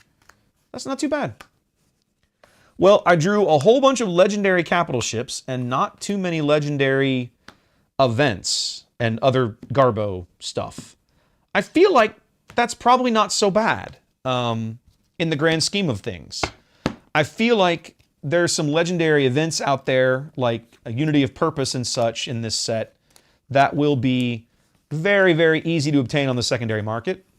And not pulling that out of a booster pack feels pretty good. When, instead I'm pulling, Annihilators and Executors and Hans and Vaders and stuff. That feels much better, I think, than pulling the other stuff. All right, put this away. Let's go back to here for a minute. All right. Put that away. No, get down there. I'll sort through this mess later. Come on. There you go. All right. I got foils and other junk. All right. So that's just my hyperspace space unit haul here. All right, guys. What are we going to do? Am I going to open a second one of these things? I don't know. She's telling me yes. I don't know. Yeah, 7. I don't know, man. I don't know. I don't know. I don't know. I'm being egged on over here. I'm being egged on. I should ask Ginger. So, Xanda, true story. True story. See, she's egging me on. True story. Puddin', you're cracking me up. So I'm we were Sunday evening, right? I'd been at mom and dad's all afternoon because we were doing, I had to go. Yeah, I know, Greystroke, you're wrong. I definitely want to. We were, I was helping mom and dad put together some furniture. And on the way home, I had to drive by a local game shop that I knew was doing their pre-release that evening. And I also knew that I couldn't stay and play. So I just dropped in to say hello and see what everybody was up to. And as I'm standing in there, they've got carbonite boxes in the case. And I'm like, I'd already bought one at that point. I had one sitting on the table right here at home waiting for me. In fact, I think it was this one. I think this was the one that first one that I bought. The one that I already opened is the one that, so I'm standing there looking at these boxes. And Ginger goes, just get one. And I'm like, really? She goes, you know, she's like, you want one? I was like, yeah, but I've got one at home. She's like, yeah, but you want another one. I'm like, well, kind of. She's like, just get one. So I did. So, all right, fine. Fine. I'm going to regret this. I'm going to regret this. I'm going to regret this. I'm such a sucker. Oh, I know. I'm such a sucker. She absolutely is, ladies and gentlemen. That's why we married her. I mean, Grant, hush. No one asked you. All right, this is just my set of my pile of existing regular plane hyperspace ships because I collect all that stuff. All right. An Admiral snack bar. That foil Chimera is actually kind of pretty. Rare. Okay, we have a foil ST-149. Ship. Ooh, hyperfoil turboleader salvo. That's pretty. I don't need you. Get out of my way. All right. We'll pull the shaft off to the side here. I'll get that out of camera. That's just cluttering things up. Okay, let's keep going. It's not peer pressure, it's just your turn. I get these packs out of here. All right. Oh, starter. Another turbo laser salvo. Red leader. Ship. Rare. Hyperfoil rare. Moff Gideon. I'm going to have so many hyperspace and regular foils to sort through. Man. Xanda just won, buddy. There's only one YouTube stream. I can only stream to YouTube in one way. I just restreamed to YouTube, and that's what we get.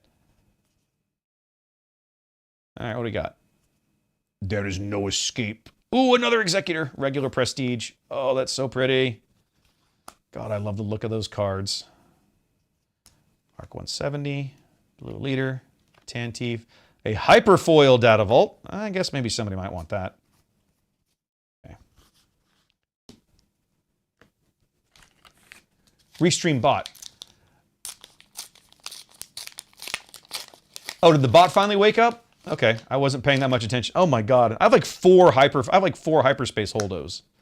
It's ridiculous. It's become the meme. Foil no disintegrations. That's kind of pretty. It's become like my meme card of the night, I think. Foil, Plan IG. That's pretty. Yeah, Interdictor. Rare. And some hyperfoils. Man, those are pretty cards. Okay, well, but I will sort through those later. That goes into my little stack over here. Use off to the side.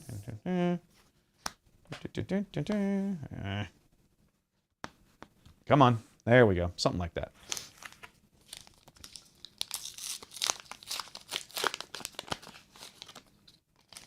There. Okay, well, we finally pulled a showcase. Rio. Of all the ones I could pull. Like, really? Oh, man. The interesting thing is, I think a lot of folks have not spent much time with him yet. I think there's something there. His Saboteur ability is no joke. Like, I really think that might end up being decent. Foil Victor Leader. Ship. Hyperspace Annihilator. Let's go. Hyperfoil Tantive. That's kind of pretty. Okay. I mean, yeah, the universe is kind of laughing at me right now. Now, with that said, I have seen it is possible to pull 2 showcases in one of these boxes. It is not common, apparently, but I have seen it occur. Okay, another starter foil of the Falcon. Corvus. Corvus, double Corvus pack. I really like this Corvus. That's such a pretty card. Ship, ship, ship, rare, and some hyperfoils.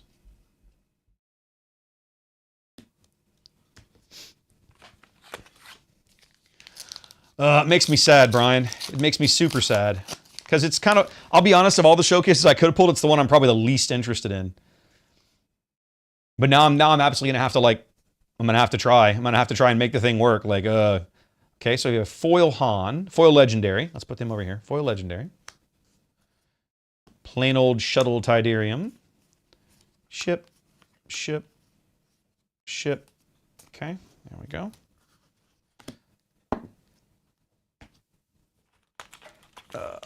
What is Rio from, anyway? Xanda, it's because what FFG decided to do is, so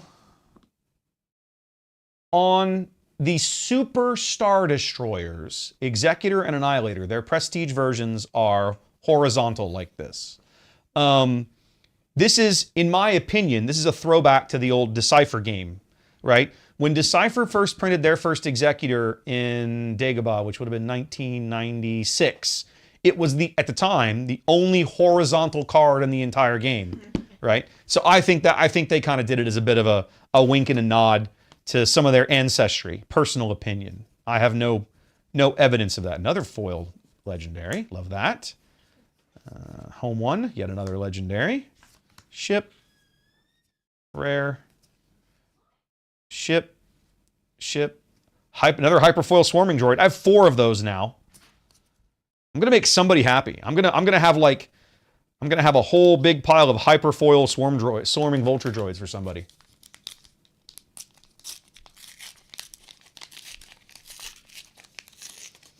Lights. I really do agree with you. I really think there's a mix and a combo for Rio that works. I just don't know that I'm gonna be the guy to figure it out. I am not the best deck builder in Unlimited. I feel like if you hand me a deck and let me play, I'm fine. Like, ooh, Devastator. That's pretty. And a foily one, too. Regular plain Vulture Droid. There's a rare Fire Spray. Another legendary. That's a Hyperspace Profundity. Hyperspace Bosk. That's kind of pretty. Okay. Interesting. So I suspect with Rio, somebody else is going to crack it, and I'm going to be like, oh, okay. Well, I guess that's the thing now, right? I'm probably going to try, but I just, in general, I don't believe my deck building skills are going to be the thing that makes it work.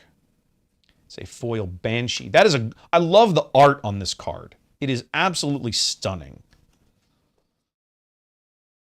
Hyperspace Ship, Hyperfoil Rare. For most people, the hyperspace ships are meaningless. For me, they're very awesome. All right, guys, last 2. Here we go. Last 2. Karnak says, foil, Showcase Piet.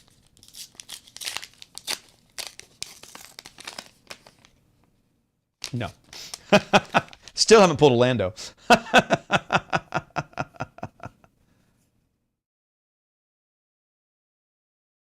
Phantom Deuce, that's a pretty card. Love that one. Ship. Another Turbo Laser Salvo. I think I have 6 Turbo Laser Salvos now, which I guess I shouldn't complain about because somebody's going to need some, and I have plenty to spare. It just feels ridiculous, like they're everywhere.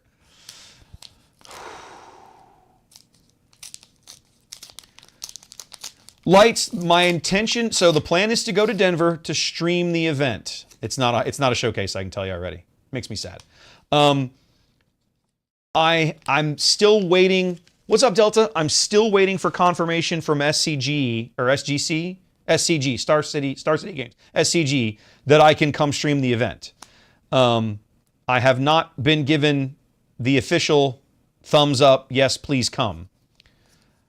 I have a plane ticket and a hotel reservation. All right, so we got a couple of foil rares here. Another legendary, that's another Starhawk. It's my second one of those. Ship, I need to pull these out of the way. Hold on. Oh, you got put on the wrong stack. Hold on. This is my ship stack. Ship. Hyperfoil thermo oscillator. Okay, that's curious. Ah, hyperspace rare. Close the shield gate. There we go. Okay. Well, not the best Carbonite box, but I'm still not terribly unhappy with it, right? We had 11 legendaries out of the first one. This one is 1, 2, 3, 4, 5, 6, 7, 8, 9, 10. 10 legendaries out of this one, including the prestige cards that are legendary, plus the showcase, plus a whole bunch of other mess. So yeah, that was fun. I'm glad to see the Devastator. I already have a regular one of those, I think, from the first box. I think there was one of those in the first box. So yeah, that came out nice. They talked me into open both of them. I'm sure y'all had to twist real hard. They didn't have to twist that hard. No, I didn't. Seven says hello. Hey, Seven. We need to pass through town again so we can harass you guys. Mm-hmm.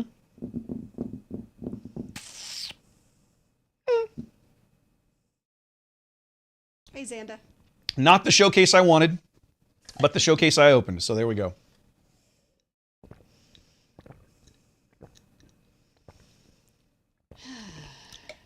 Where is Rio from, guys? Who can tell me?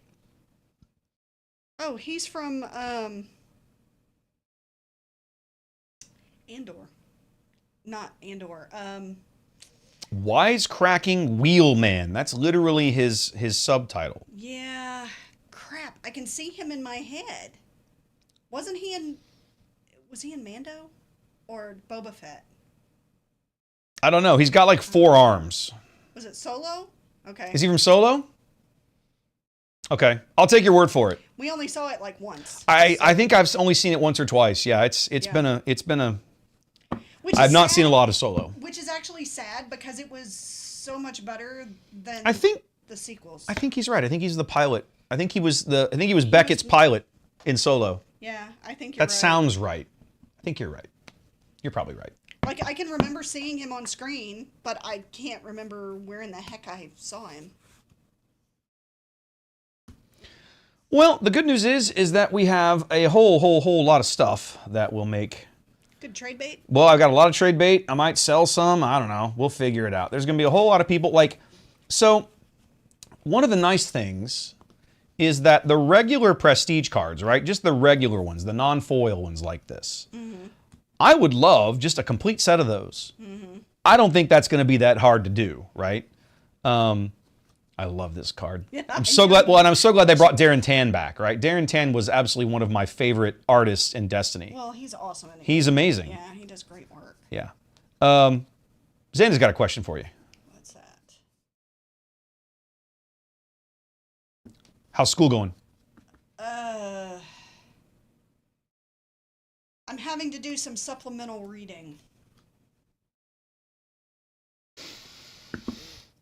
So I have one professor who her class is basically a review of most everything I had in my undergrad, and I have one professor who prescribes a lot to read, like so much that it's very difficult to keep up with. And in the professor's class that assigns so much, I'm now having to read some supplemental resources because there are concepts in there that, they're Catholic concepts and I'm a Protestant. So I had to do a little extra reading. We got a lot of work to do. We got a lot of work to do. Well, I got a whole bunch of cards to sort. And even as much time as I spent around my aunt and uncle who were Catholic, some of this stuff did not exactly come up in conversation. So. Did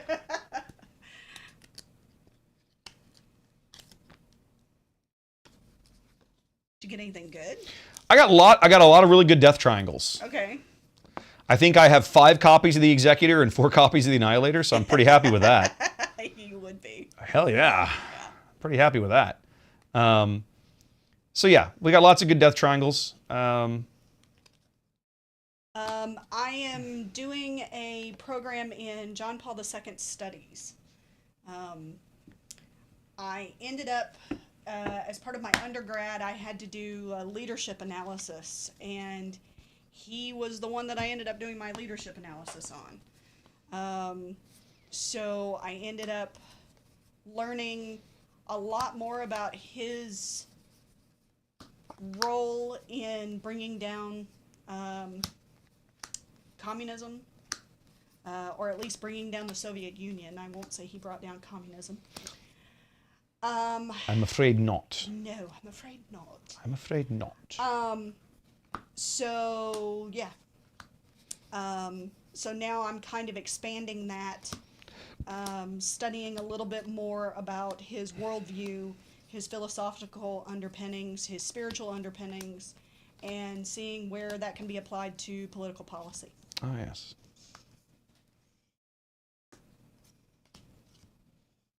And where it has been applied in political policy in the past.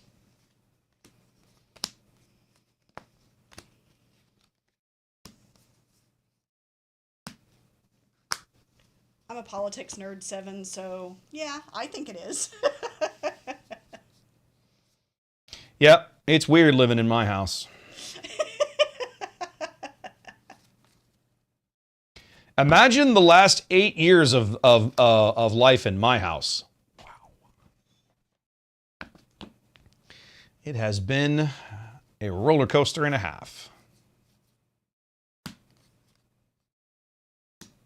Yeah, my degree is in politics, which I guess technically is a political philosophy degree, because we studied more about how and why governments form, what the philosophical foundations of them are,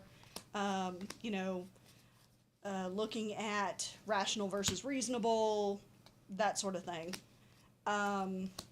rather than how to go and get somebody elected. Yeah, it's not political science. Don't mistake those. Yeah. She gets a little twitchy about that. Yeah.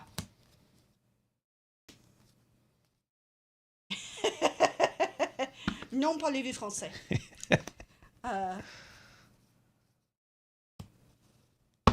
Oh no, it's fine. No, I get it.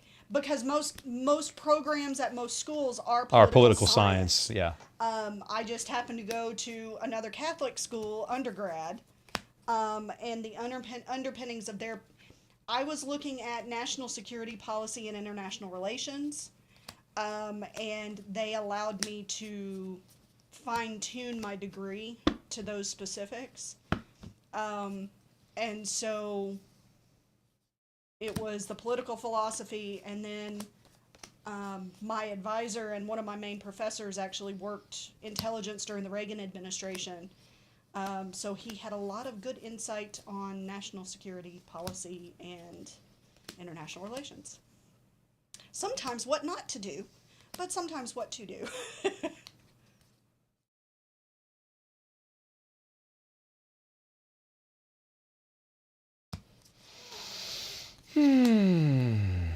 But of course, now that we're not living in Washington, D.C., it's a whole different ballgame. I don't miss DC at all.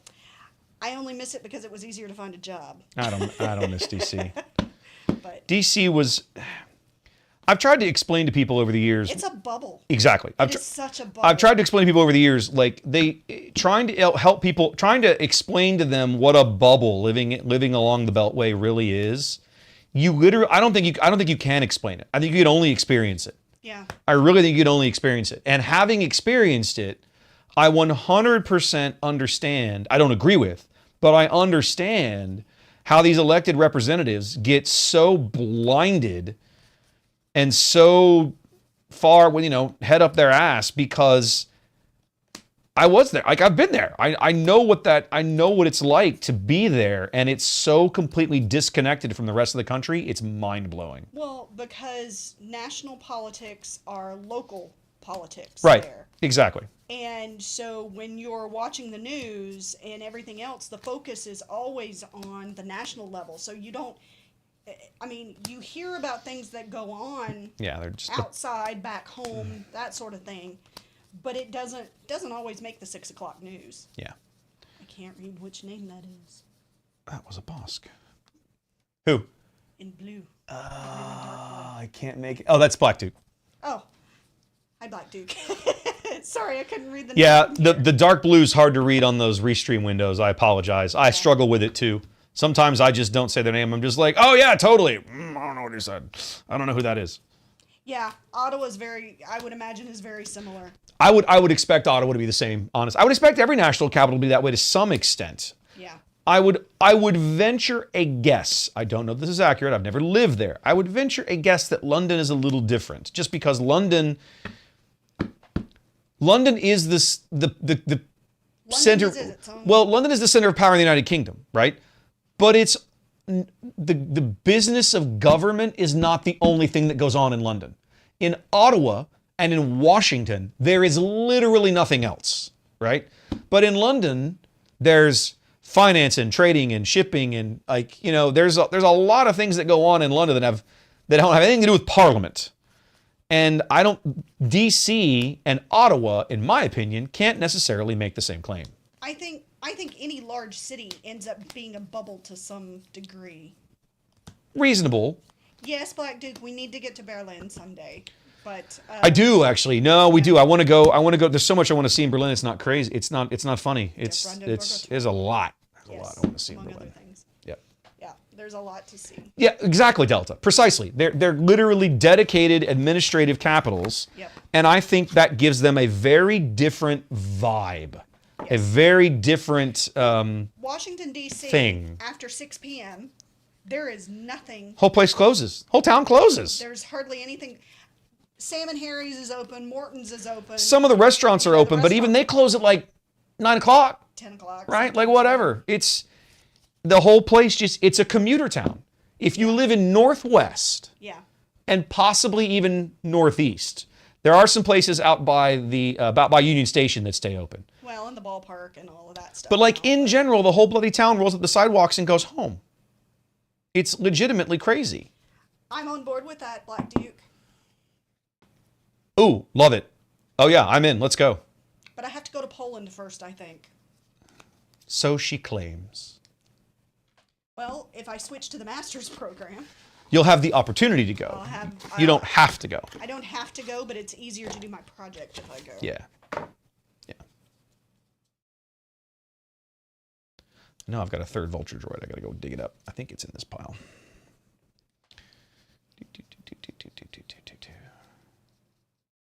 Yep. 4 hyperfoils vulture droids. Have to find some sucker. I mean, somebody who needs those. So, What's up, DJ? Different DJ. yes, I was fixing to say that's No, not our, different that's DJ. Not our usual That's DJ. not our usual DJ, but that's the DJ who did announcing duties with me in Mobile. Ah, So I made a new friend, and that was really, really awesome.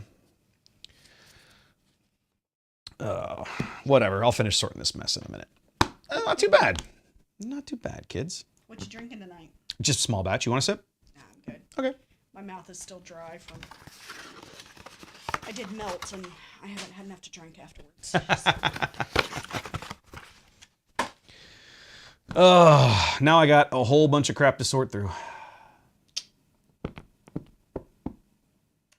First world problems, dear.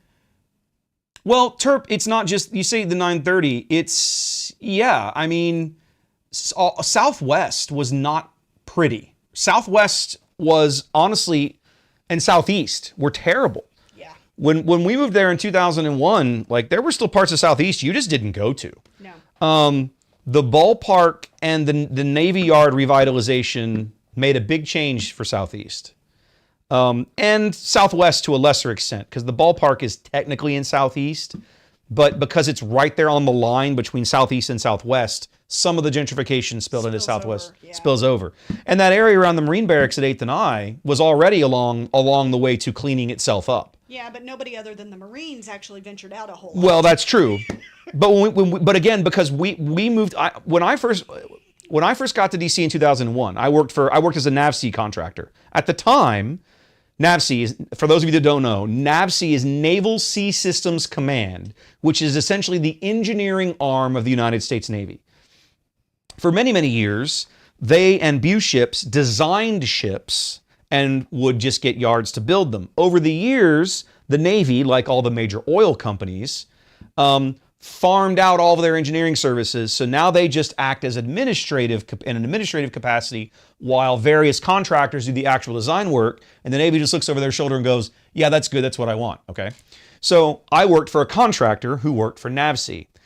When I got there, NAVSEA was based not in Washington, but in Crystal City, just across the river, just across the Potomac, between the Pentagon and Reagan Airport is Crystal City. It's north of Alexandria, just up the river. And that's where Sea Systems Command was based. But in the summer of 2001, Sea Systems Command moved back into the old gun factory building in the Washington Navy Yard. They went in and they turned the gun manufacturing warehouse into a giant office space. Cubicles and floors. It was actually really nice when they got done with it. So NAVSEA went into that building. Well, then all the contractors that report to these guys, we're now 5 miles away across the river, and everybody picked up roots and the whole office moved across the river in November of 2001. By the way, it was a really weird time to live in DC. But anyway, so at that point, commuting into the Navy Yard was a very interesting experience because that was not a very nice part of town. But by the time we moved away, the Nationals had moved in and they had already selected the baseball stadium. Yes, the Patent and Trademark Office is still in Crystal City. I used to have lunch in the little green space courtyards outside those goofy C-shaped buildings that the Patent and Trademark Office is in because of where my office was in Crystal City. We were right directly across the street from one. Anyways, but by the time we moved out of DC, the Nationals were there. They'd started construction on the ballpark. All of Southeast was changing and like coming up in the world, right? And it was really quite nice. We used to go to lunch when I worked down there. There was a really, really good Irish pub not far from the Marine Barracks that we would go to in that part of town for lunch on occasion. I wrote about it in some of my fanfics. Vader Yellow, DJ? I would have figured, why yellow? Vader Yellow. That's weird. Well, that's the thing. They didn't pick fights with the Marines. Nobody picks fight with them. What kind of idiot goes and picks a fight with a Marine? So there's a scene. Another Marine. I mean, obviously, but come on. Do you remember in the Jack Ryan books, they actually house him at the Marine Barracks at 8th and I because they know that nobody's going with them? That's executive orders. That's an EO, yeah. That's executive. No, Bear and Dragon. Bear and Dragon. Bear and Dragon. No. It's Bear and Dragon. Is it Bear and No, Dragon? not Bear and Dragon. It is EO. No, it's Dead of Honor. The end of Dead of Honor. Yes. When they blow up the Capitol building at the end of Dead of Honor, they take him to the Marine Barracks at 8th and I. And then he actually says something about it, and his Secret Service people are like, "Crap! Now we got to move him." Yeah. Poor Jack. Poor Jack. He does okay. Yeah. He does okay for himself. A lot of good people, a lot of good folks around. Thanks for joining me tonight, guys. This was fun. I can get you a mic, by the way, if you want to just sit and hang out for a while. Depends on what you're going to do. I don't really know, truth be told. I got kind of the foils, hyperfoils, and hyperspace stuff sorted. Yeah. And now what I really need to do is start filling up the binder. I could do that and just sit here and chat too. My set binder's down here, right? Not that one. This one. Right? So I could just start filling up the set binder and just sit here and keep chatting with folks. It'd be real easy to do. Yeah. I don't need any of these. I sat out on the patio this evening. Oh, it was a gorgeous day. Oh, it was amazing. I'm surprised that half my face isn't sunburned, but. So Duke, if you missed a space unit. If you're interested, let me know. I can send you a link to a video that you can watch that would teach it to you. I could also probably take about 5 minutes here and cover the basics for you. Hang on a minute. I'm just looking to make sure. That's a foil. That's a hyperfoil. Looking to make sure I didn't miss any space units in my my hyperspace pile here, because I just found one I missed. Trying to make sure I didn't miss any other ones. Should all be ground units, events, bases, other mess, other stuffs. Other stuffs. The basics of the game are actually quite easy. Please do both. Okay, so here's what I'll do, Duke. Let me, I'll send you the link later. I'm not gonna take time to do it right this second. Let me grab a couple of cards here, and I will walk you through the basics. Dun, dun, dun, dun. I gotta find a base. I got bases in here. Come on. There we go. Good enough. Okay. And then while we're here, let's grab another leader so we've got something else to show. There's a Luke. I need a blue, how about a blue base? Let me find a blue base. There we go. Perfect. Okay. You know it's bad when Happa uses that one. That's a good one. You're looking for, Xanda, do a search on YouTube for, the guy you're looking for is, the channel is called Watch It Played. The gentleman who owns that channel, his name is Rodney Smith. Rodney has a how to play video on Unlimited that should be almost exactly a year old. It is a fairly long video. If you watch the whole thing, it's about, I think it's about 40 minutes long. Part of that is because Rodney, as one of his assets, is he's very deliberate and very precise and very clear about how he gives instructions. He tries to answer a lot of questions along the way. What that means is that to pick up the basics, you probably don't need the whole video, and I'm gonna try and give you the basics here real quick. Let me move these out to where you can actually see them. Clear some of this other mess out of the way. Okay, so let's talk basics. In a game of Unlimited, you build a deck that is headed by a leader and a base. Your deck is 50 cards minimum, 50 cards at the minimum. You can have a larger deck. You can go 150 cards if you want, but it has to be at least 50, okay? Your leader and your base have what they call aspect icons. That's the colors, okay? This yellow here is cunning, red is aggression, green is command, and blue is vigilance. There are two more aspects in the game. This black here is villainy, and this white here is heroism. So generally, when you find Imperials, they have villainy on them, and you find rebels, and they have heroism on them. That's very typical, okay? So those colors, blue, green, red, yellow, white, and black, are the 6 aspect colors in a game of Unlimited. It hasn't, Cab, but I'm game. If there's something you're looking for, ping me on Discord and let's talk. We'll figure something out, okay? So when you build a deck, you choose a leader and a base.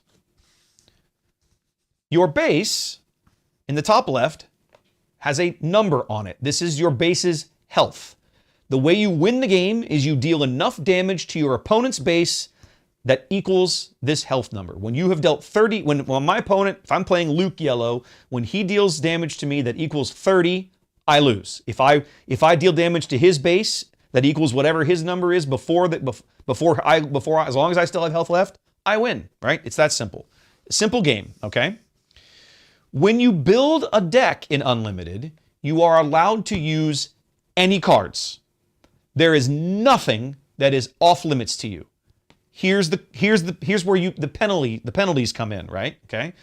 If you are playing, let's just say you're playing hero yellow, okay? When you go to play a card, okay, I'm looking at the 2 aspect icons underneath it. This one, for example, is red and hero. That tells me that this card would cost 1, and because this card matches 2 of the aspect icons that I already show with my leader and my base, I pay exactly this cost. However, I could absolutely legally play this card. It happens to be blue. Okay? There's no rule says I can't play this card. However, I have to pay extra for it because I don't have a vigilance aspect showing on my leader or base. For every aspect icon the card requires that you don't have, you pay 2 extra resources. Okay, so they cost, it's more expensive to play things out of aspect. It's not illegal, it's just expensive. Let me find an extreme example. Okay, here's an extreme example. Okay, so this card is in blue villain, vigilance villainy. I have none of those. This card would cost me 4 more resources than the printed cost of 3. It would cost me 7 resources to play this card, okay? So that's why the aspect system matters. It encourages you to focus your deck on certain colors, but it does not forbid you from playing other colors. There are only a handful of card types in the game, okay? The first 2 we've talked about, leaders and bases, nice and simple. Your leader and your base start in play, okay? The other types of cards you're going to find are events. It actually says event right here next to the cost. Units, and units come in 2 flavors. I have ground units, this white bar here, or I have space units. This little black bar here in the top right says space in it. There's also upgrades right here. So an event plays out of your hand, has some kind of effect, goes away to your discard pile. A unit, you play onto the board, it sits on the board, it has health and HP value, right? An attack and health value, and some other game text, right? And then an upgrade attaches to a unit. Sometimes it'll have restrictions, you have to play them on a certain kind of unit. For example, this one says, I have to attach it to a vehicle. Both of these guys have got little traits here in the card that say vehicle. So I could attach this card to either one of them. And it makes the card a little beefier. 2 extra attack, 2 extra health, that kind of thing, okay? Leaders also are a little special because they have the ability, once per game, to enter the board.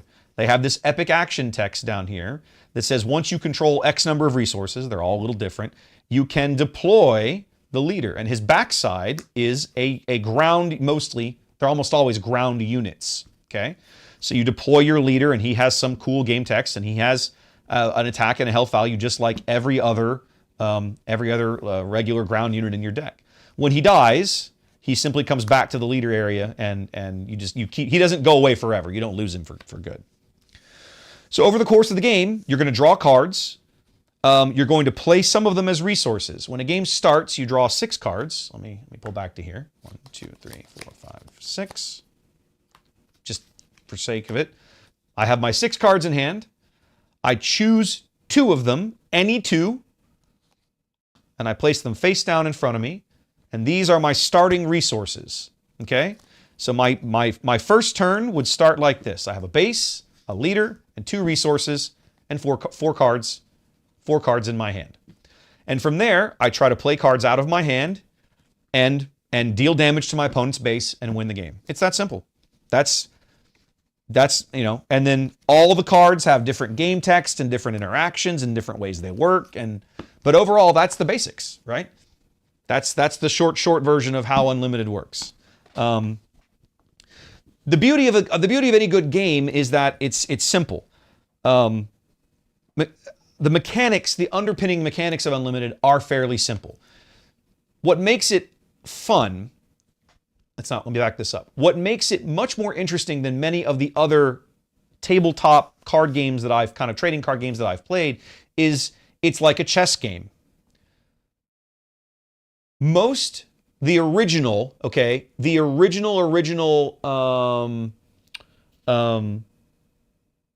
collectible card game, trading card game was Magic the Gathering, right? Back in like 1993. That's when the genre was invented. In Magic, it's one player's turn. He draws a card, he takes all of these things, he does all of his stuff, then he says, I'm done, and the opponent takes a turn. That's not how a round of Unlimited works. Unlimited works like a chess game. One player on each turn, one player goes first. I take an action. I do something. I play a card. I attack with a unit. I deploy a unit. whatever.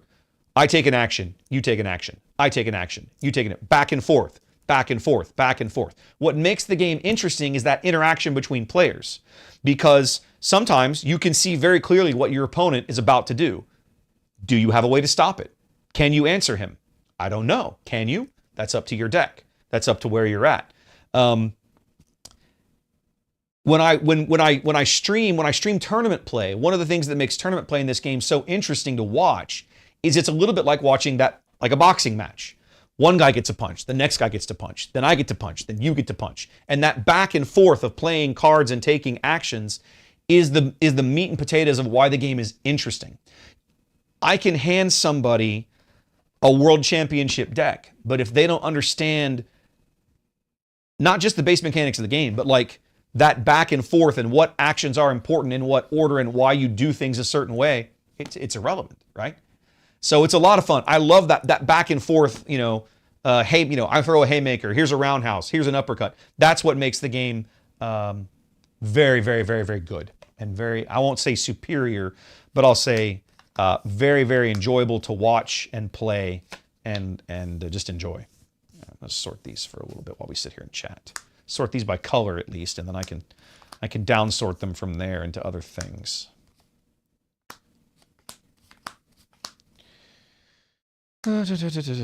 So yeah, hopefully that helps a little bit. Sad that was kind of the short explanation. Didn't feel all that short now that I'm on the back side of it. Red, yellow, blue. Well, the nice thing is that I've got a nice, decent kind of head start on all of the goofy hyperspace space units I'm going to need, because I'm a nerd and I collect these. I collect these specific units. With luck, it won't cost me too many arms and legs to finish filling out the binder with all the stuff that I need.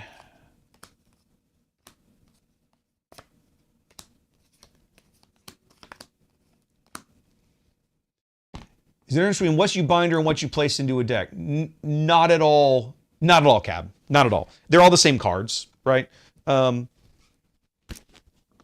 So this is my set binder for this particular set, right?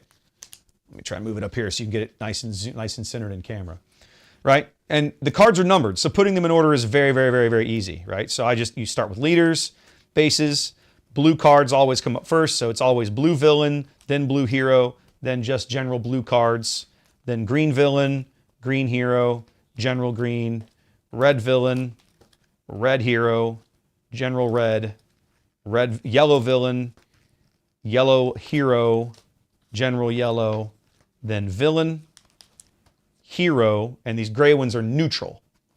And at the back, I just put, there's all kinds of promo cards and alternate art stuff, and I just stuff that in the back of any one of these binders. So that's kind of the thing. Now, what I do is, so for example, let me pull these out of the way and we'll look at it here.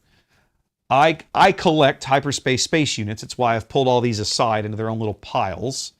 I collect a play set. A play set of cards is 3. You can never play more than three of any one card in your deck unless otherwise specifically permitted to do so. There is now 1 card in the game that says you can have 15 of them in your deck, 15 copies of that card in your deck.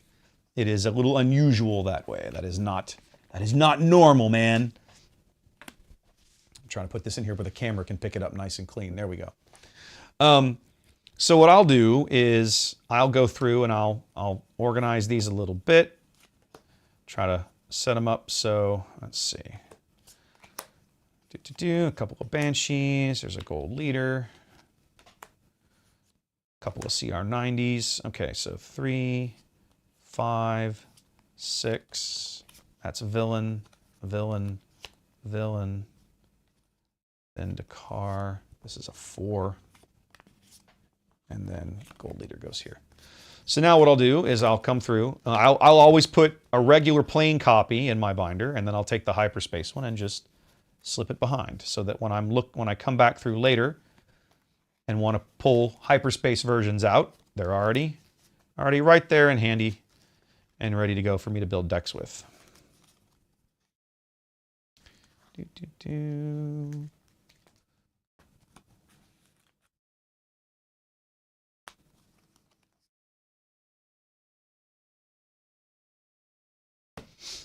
Just like that. Is there even a single card that was worth having 15 in a deck? So the one card they've done that for now is this goofy hyperfoil thing we were looking at earlier. Let me move it down here so you can see it. This is the Swarming Vulture Droid, right? This is from, I don't know, episode 2 or 3, right? The little vulture fighters that fly around. Actually, you kind of see these in episode 1 too, I think. Literally, it's a dirt cheap, low health, low power vehicle, low power starfighter, right? But for every one you have on the board, they all collectively get beefier. They all collectively get stronger. So if you can get 3 or 4 or 5 of them to stick, they start to hit like trains. They have very low health though, so they're very easy to kill, but it literally says you can have 15 copies of the card in your deck, which means that it has the potential to be quite impactful if you can get several of them on the board at once. But it ain't always that easy, kids. It ain't always that easy. All right, let's see here. Scout, Adept, Resupply, Kajimi. I've got another Kajimi in here, I thought. Yeah, 2 Kajimis. And then I've got another... No, okay, so then...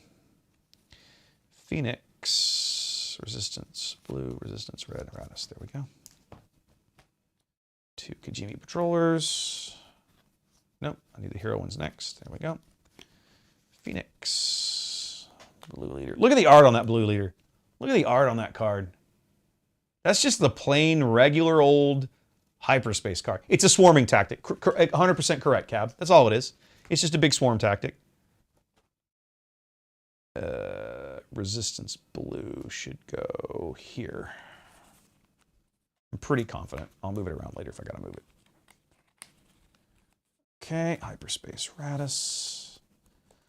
Scouting Headhunter. Escort Whatchamahoosit. There's my hyperspace Adept and a resupply carrier. Red. So you were asking about this general, I think. Who was this? Who was that? I can't make out. Was that Black Duke? No.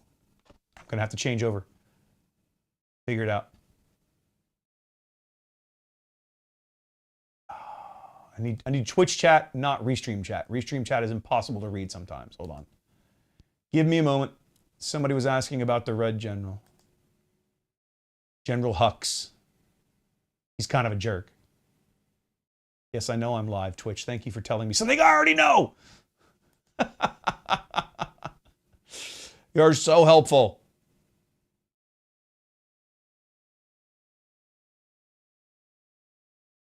Come on, chat. Figure it out. Oh, 7 resubs. I missed it. Thank you, sir. NBD. NBD was asking about this. So if this is who you're talking about, NBD, Hux is in all 3 of the sequel films.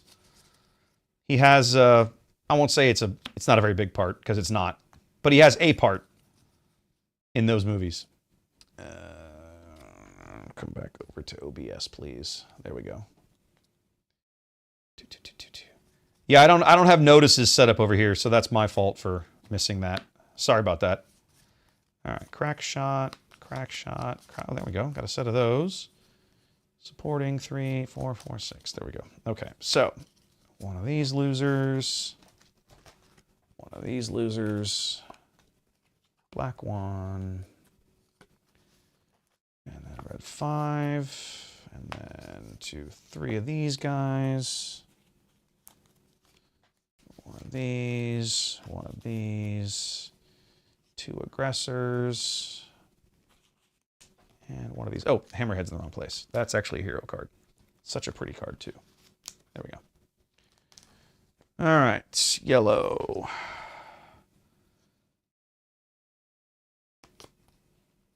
Two fireballs. That's nice. Let's see. 2 blade squadrons. Black squadron. Contracted Jumpmaster. Sigerian.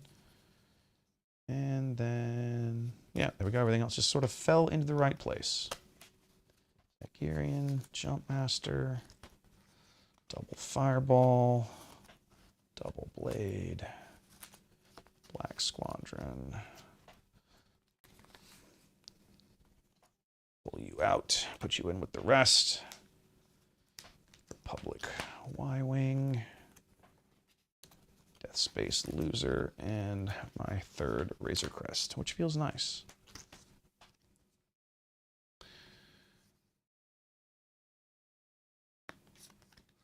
All right, we got one Bomber, one Dagger, one Rogue, and two Quasars. And then over here, I have two Tantives, which gives me a playset there. One Resistance X-Wing and one Light Cruiser. Then, last but not least, some Vulture Droids, and I'm not doing anything with you. There we go. Ta-da! So yeah, I've got a lot of work to do.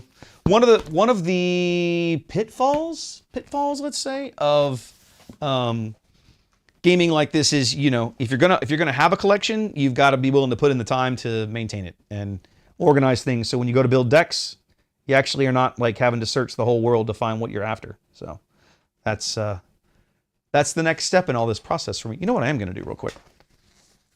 Let me see if I can show you guys this, because this is really cool about the Prestige cards. Let me see if I have... There are 36 of them, so I'm going to need a few pages back here. Let me see if I can show this off. Excuse me a moment, I'm going to use the ice maker. Oh, fine, I suppose. I'm just warning you. Okay. Let me pull the Prestige cards out again real quick. There's a couple of these. FFG did something really, really awesome with the art on these cards. So give me a moment, and I'm going to show it off if I have the cards to do it. I have a couple, it looks like. Yeah, I don't have all the ones I would like, but I have enough. I have some of them. So, let me move this aside for a moment. Some of the art pieces they used for these cards all go together. For example, there's a card here in the middle that I don't have. This is the Prestige Gold, they call it Gold Leader. It's the Millennium Falcon at the Battle of Endor. So this is the Battle of Endor. You have Home 1, the Gold Leader Falcon goes here, and Red Leader. It's all one piece of art, and they've broken into 3 separate cards. That's the one I have that's incomplete. The 2 that I have that are complete... Get Ghost and... I got Phantom. I did not get Ghost, but I can get a Ghost somewhere. I'm not worried about it. Good, because I want those. Actually, I want to get some to frame and put in here, truth be told. That'd be fine. Yeah. Oh, here we go. Devastator. I know I got a Tantive. There we go. Let's do this. Get the foil Devastator out of the way. And then, I know I got a red 5.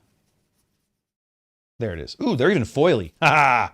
So, you also have, from the very, very first movie, okay, you have the Death Star Trench Run, you have Vader's TIE, and Luke's X-Wing, okay, as separate cards, but the same piece of art.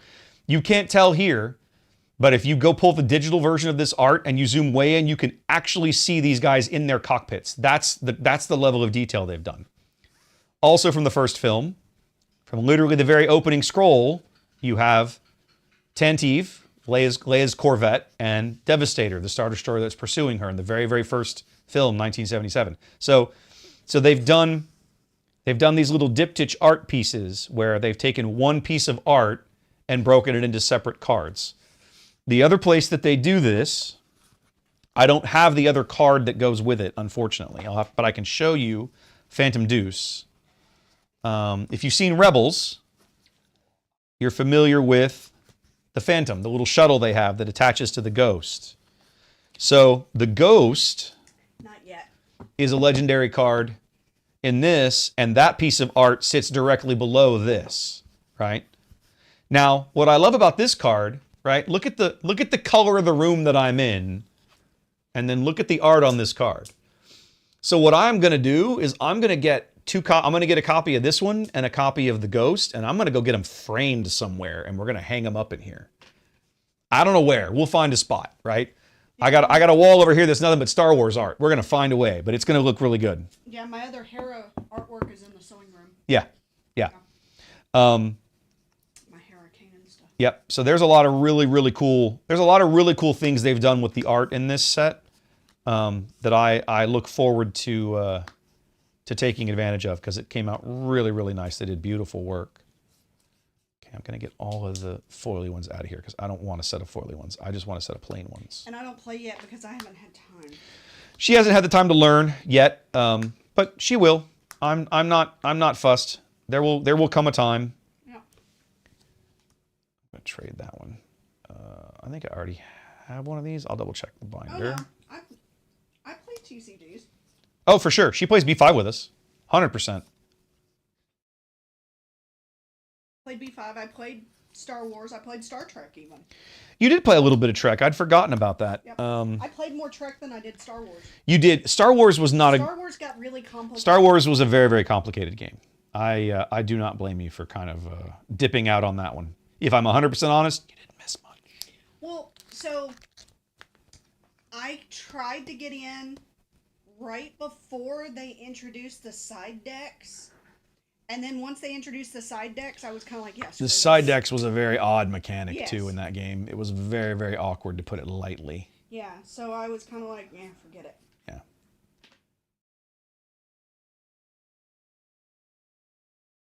Okay. Oh, man. They aren't even numbered right.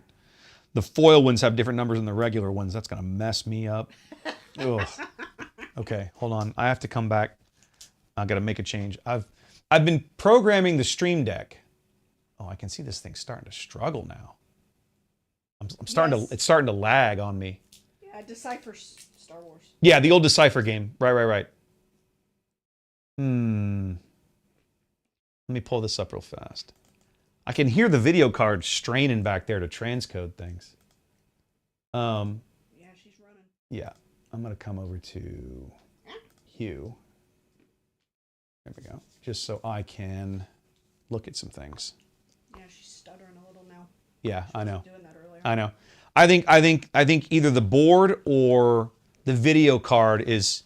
Yeah, Xanda, this is the same. One of the reasons I'm streaming it here tonight was because I wanted to put this thing through its paces. I'm at what? We're coming up on 3. We're coming up on So we're 2.5 hours. So we're starting to see. I wanted to stress test the thing a little bit, and we're starting to kind of get a See the sense of it, stress. right? Starting to see the stress. That's a good way to put it. 1, 2, 3, 4. Here we go. So 5. Phantom, Ghost, Gold Leader, Silver Angel. I don't even know what that card is. Some of these cards is like, what the hell even is that? Victor Leader, Invisible. Oh, I have a Corvus. Banshee Corvus. Corvus goes here. Victor Leader, Invisible Hand, Executor. Yes, I have Executor. Come to me. Invisible Hand? Yeah, Invisible Hand. Ooh. That's one of the. It's Dooku's flagship, I think. Dooku's, yep. Yeah. All right, then we go to Blue Leader, Red Leader, Radis and Starhawk.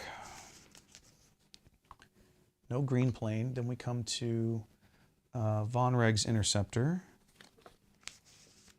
IG, and Devastator. I do have a complete set of I did Villain also. Red. I played the Lord of the Rings TCG. You did, actually. You did. I'd forgotten about that. I'm none of the did. hero. 1, 2, I 3. enjoyed that. Yep. That was a great game. Well, we had a good community. We had an amazing community. 1, 2, 3, that 4. This should be Fireball. They made living in DC fun. Fireball. Tidarium. It's an older code, Chuck. Home but it 1. checks out. Yeah, I know, right? Then yellow is Razor Crest, Radiant, then Falcon, Sabine, Tantive. There we go. Okay, so now they're all at least in the binder, and I've got some stuffs to trade. Yeah, it's a shame we don't have a woodshed. A woodshed? Saying it's time to take the misbehaving hardware out behind the woodshed. Well, I mean, I would prefer not to, but yeah, okay. I hear what you're saying. Green Villain, Victor Leader. I mean, we're at a point now where he needs to get that crap figured out. Well, remember, that's not going with me to Denver. I'm building a whole new machine. I know. I'm saying it. Crap has to get figured out. Well, yes, it does. Did you even get an answer from the Denver guys? Not yet. I pinged them again today. They were all in Charlotte last week, and they had a big event to run. So, fine. No big deal. I get it. I'm with you. That's spare. That's spare. Red 5. I need to find a hole for. Black 1. Red 5. Okay, these tiny peanuts. Tiny peanuts? The Oh, you're eating more. You're finishing off the last of the roasted peanuts. Yeah. All right. So, yeah. So, let me... So, what they've done here... Let me go back to the top-down view here so you guys can see it. That button. So, essentially, right, the prestige cards out of the Carbonite boxes are all like full-size alternate art. Some of them come in foil, and then, well, they all come in foil versions. They come in plain versions, foil versions, and then serialized versions. I just want a set of the plain ones because they're awesome, right? But I'm not really fussed about getting any of the fancy foiled stuff. Truth be told, I might try and trade some of that away. Although I will say the foil Victor Leader and Red 5 that match up, I might keep those. I might have a hard time parting with those, but I do have some here that I kind of don't really care about that I'll trade away. Although I should keep that Devastator because that is smexy. Oh, she's so sexy. And they are, I mean, they're legal to play, right? So if you're looking for legendary ships, bam, nailed it.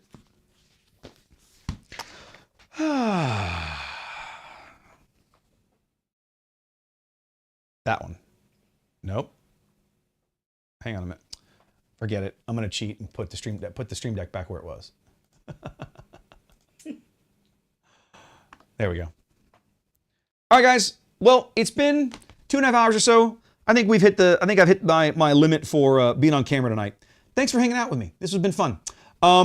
Next week, we're going to try and get some games back in here. The stream deck is more or less programmed with everything I need for to get back to live gameplays in here. So I'm going to start getting on that next week. Working on some other things on the unlimited side of the house. So if you're enjoying this, well, we're going to be doing more of it.